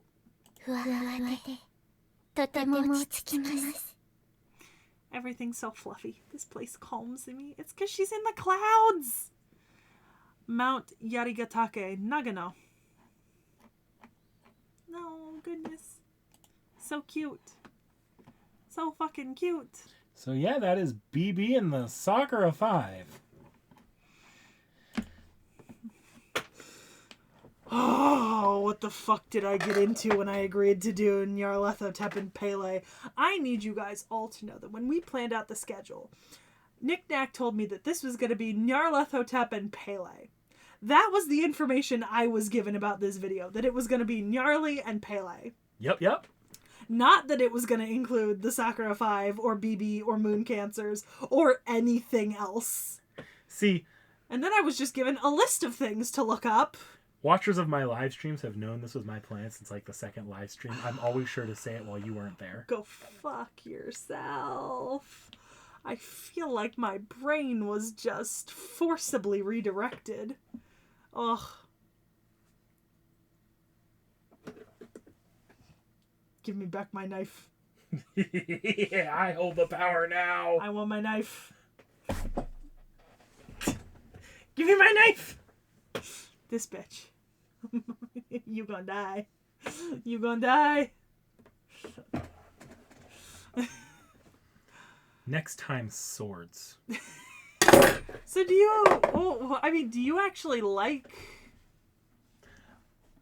Well, I'm more curious about your... Because this is not... This is not a you video. This is meant to blindside the fuck out of you. Yeah, I mean, this is the best thing to come out of this video. So, I love the Sakura Five as a what the fuck element to Fate. Mm-hmm. Like, you saw Passion Lip out of context, and your response was, what the fuck? Yeah, I was... Because there was nothing about Passion Lip's design that would have hinted at literally being anything specific. And, like, granted, I know that not all servants look like a specific thing. Like, if I saw Altera in the wild, I would never think that that's Attila the Hun. But, like, normally you can look at a servant and be like, okay, I can see, like, some inspiration trend or something. And I like BB as a more trolly villain in Fate. Because a lot of villains get, like, this big, like, over-serious, like, the Grail War is going to be my plan to gain all the power, destroy evil or good or something. BB's like, no, I'm a fucking video game character and I'm going to fuck you up. Yeah. So as a more trolly villain, I enjoy that dynamic. And then I actually really like some of the characterization. Like, I love Meltrillis. Mm-hmm. I've rolled her in FGO at this point. And I haven't read Foxtail yet, but from what I've seen with Avalon the Fae and the Murian, and from what I know about this character, Khazra Drop horrifies me. Mm. But otherwise, yeah, I like them more or less, I think. Yeah, I do remember now briefly covering King Protea. Yeah. Yeah. I touched on it because I wanted to give the Tiamat video just a little bit of a... Spice. Yeah. Add little And FGO. King Protea is the easiest one of the Sakura Five to see the Tiamat, to like see one specific aspect's inspiration with the Tiamat horns directly. Yeah. In the third art, the second and third, yeah. So that's why I included Tiamat there, and I didn't touch on the Sakura Five anywhere else. That makes sense. This one's a big what the fuck for me. I knew it would be. I was don't- planning on it. I Otherwise, I would have told you. I don't get it. I don't get it. Ugh. But that was certainly a couple hours of my life. That you are never getting back. Never. This is my favorite design to come out of the video. I knew it. I thought you would like the ice skater that wears the Leviathan hoodie. I also like the ballet shoe inspirations on her feet because it's quite obvious, and I think it's really tasteful and cute the way they've done it while still keeping her looking a little bit unnatural. Mm-hmm. I'm a fan. So do you have a hint for the next video? Duel me.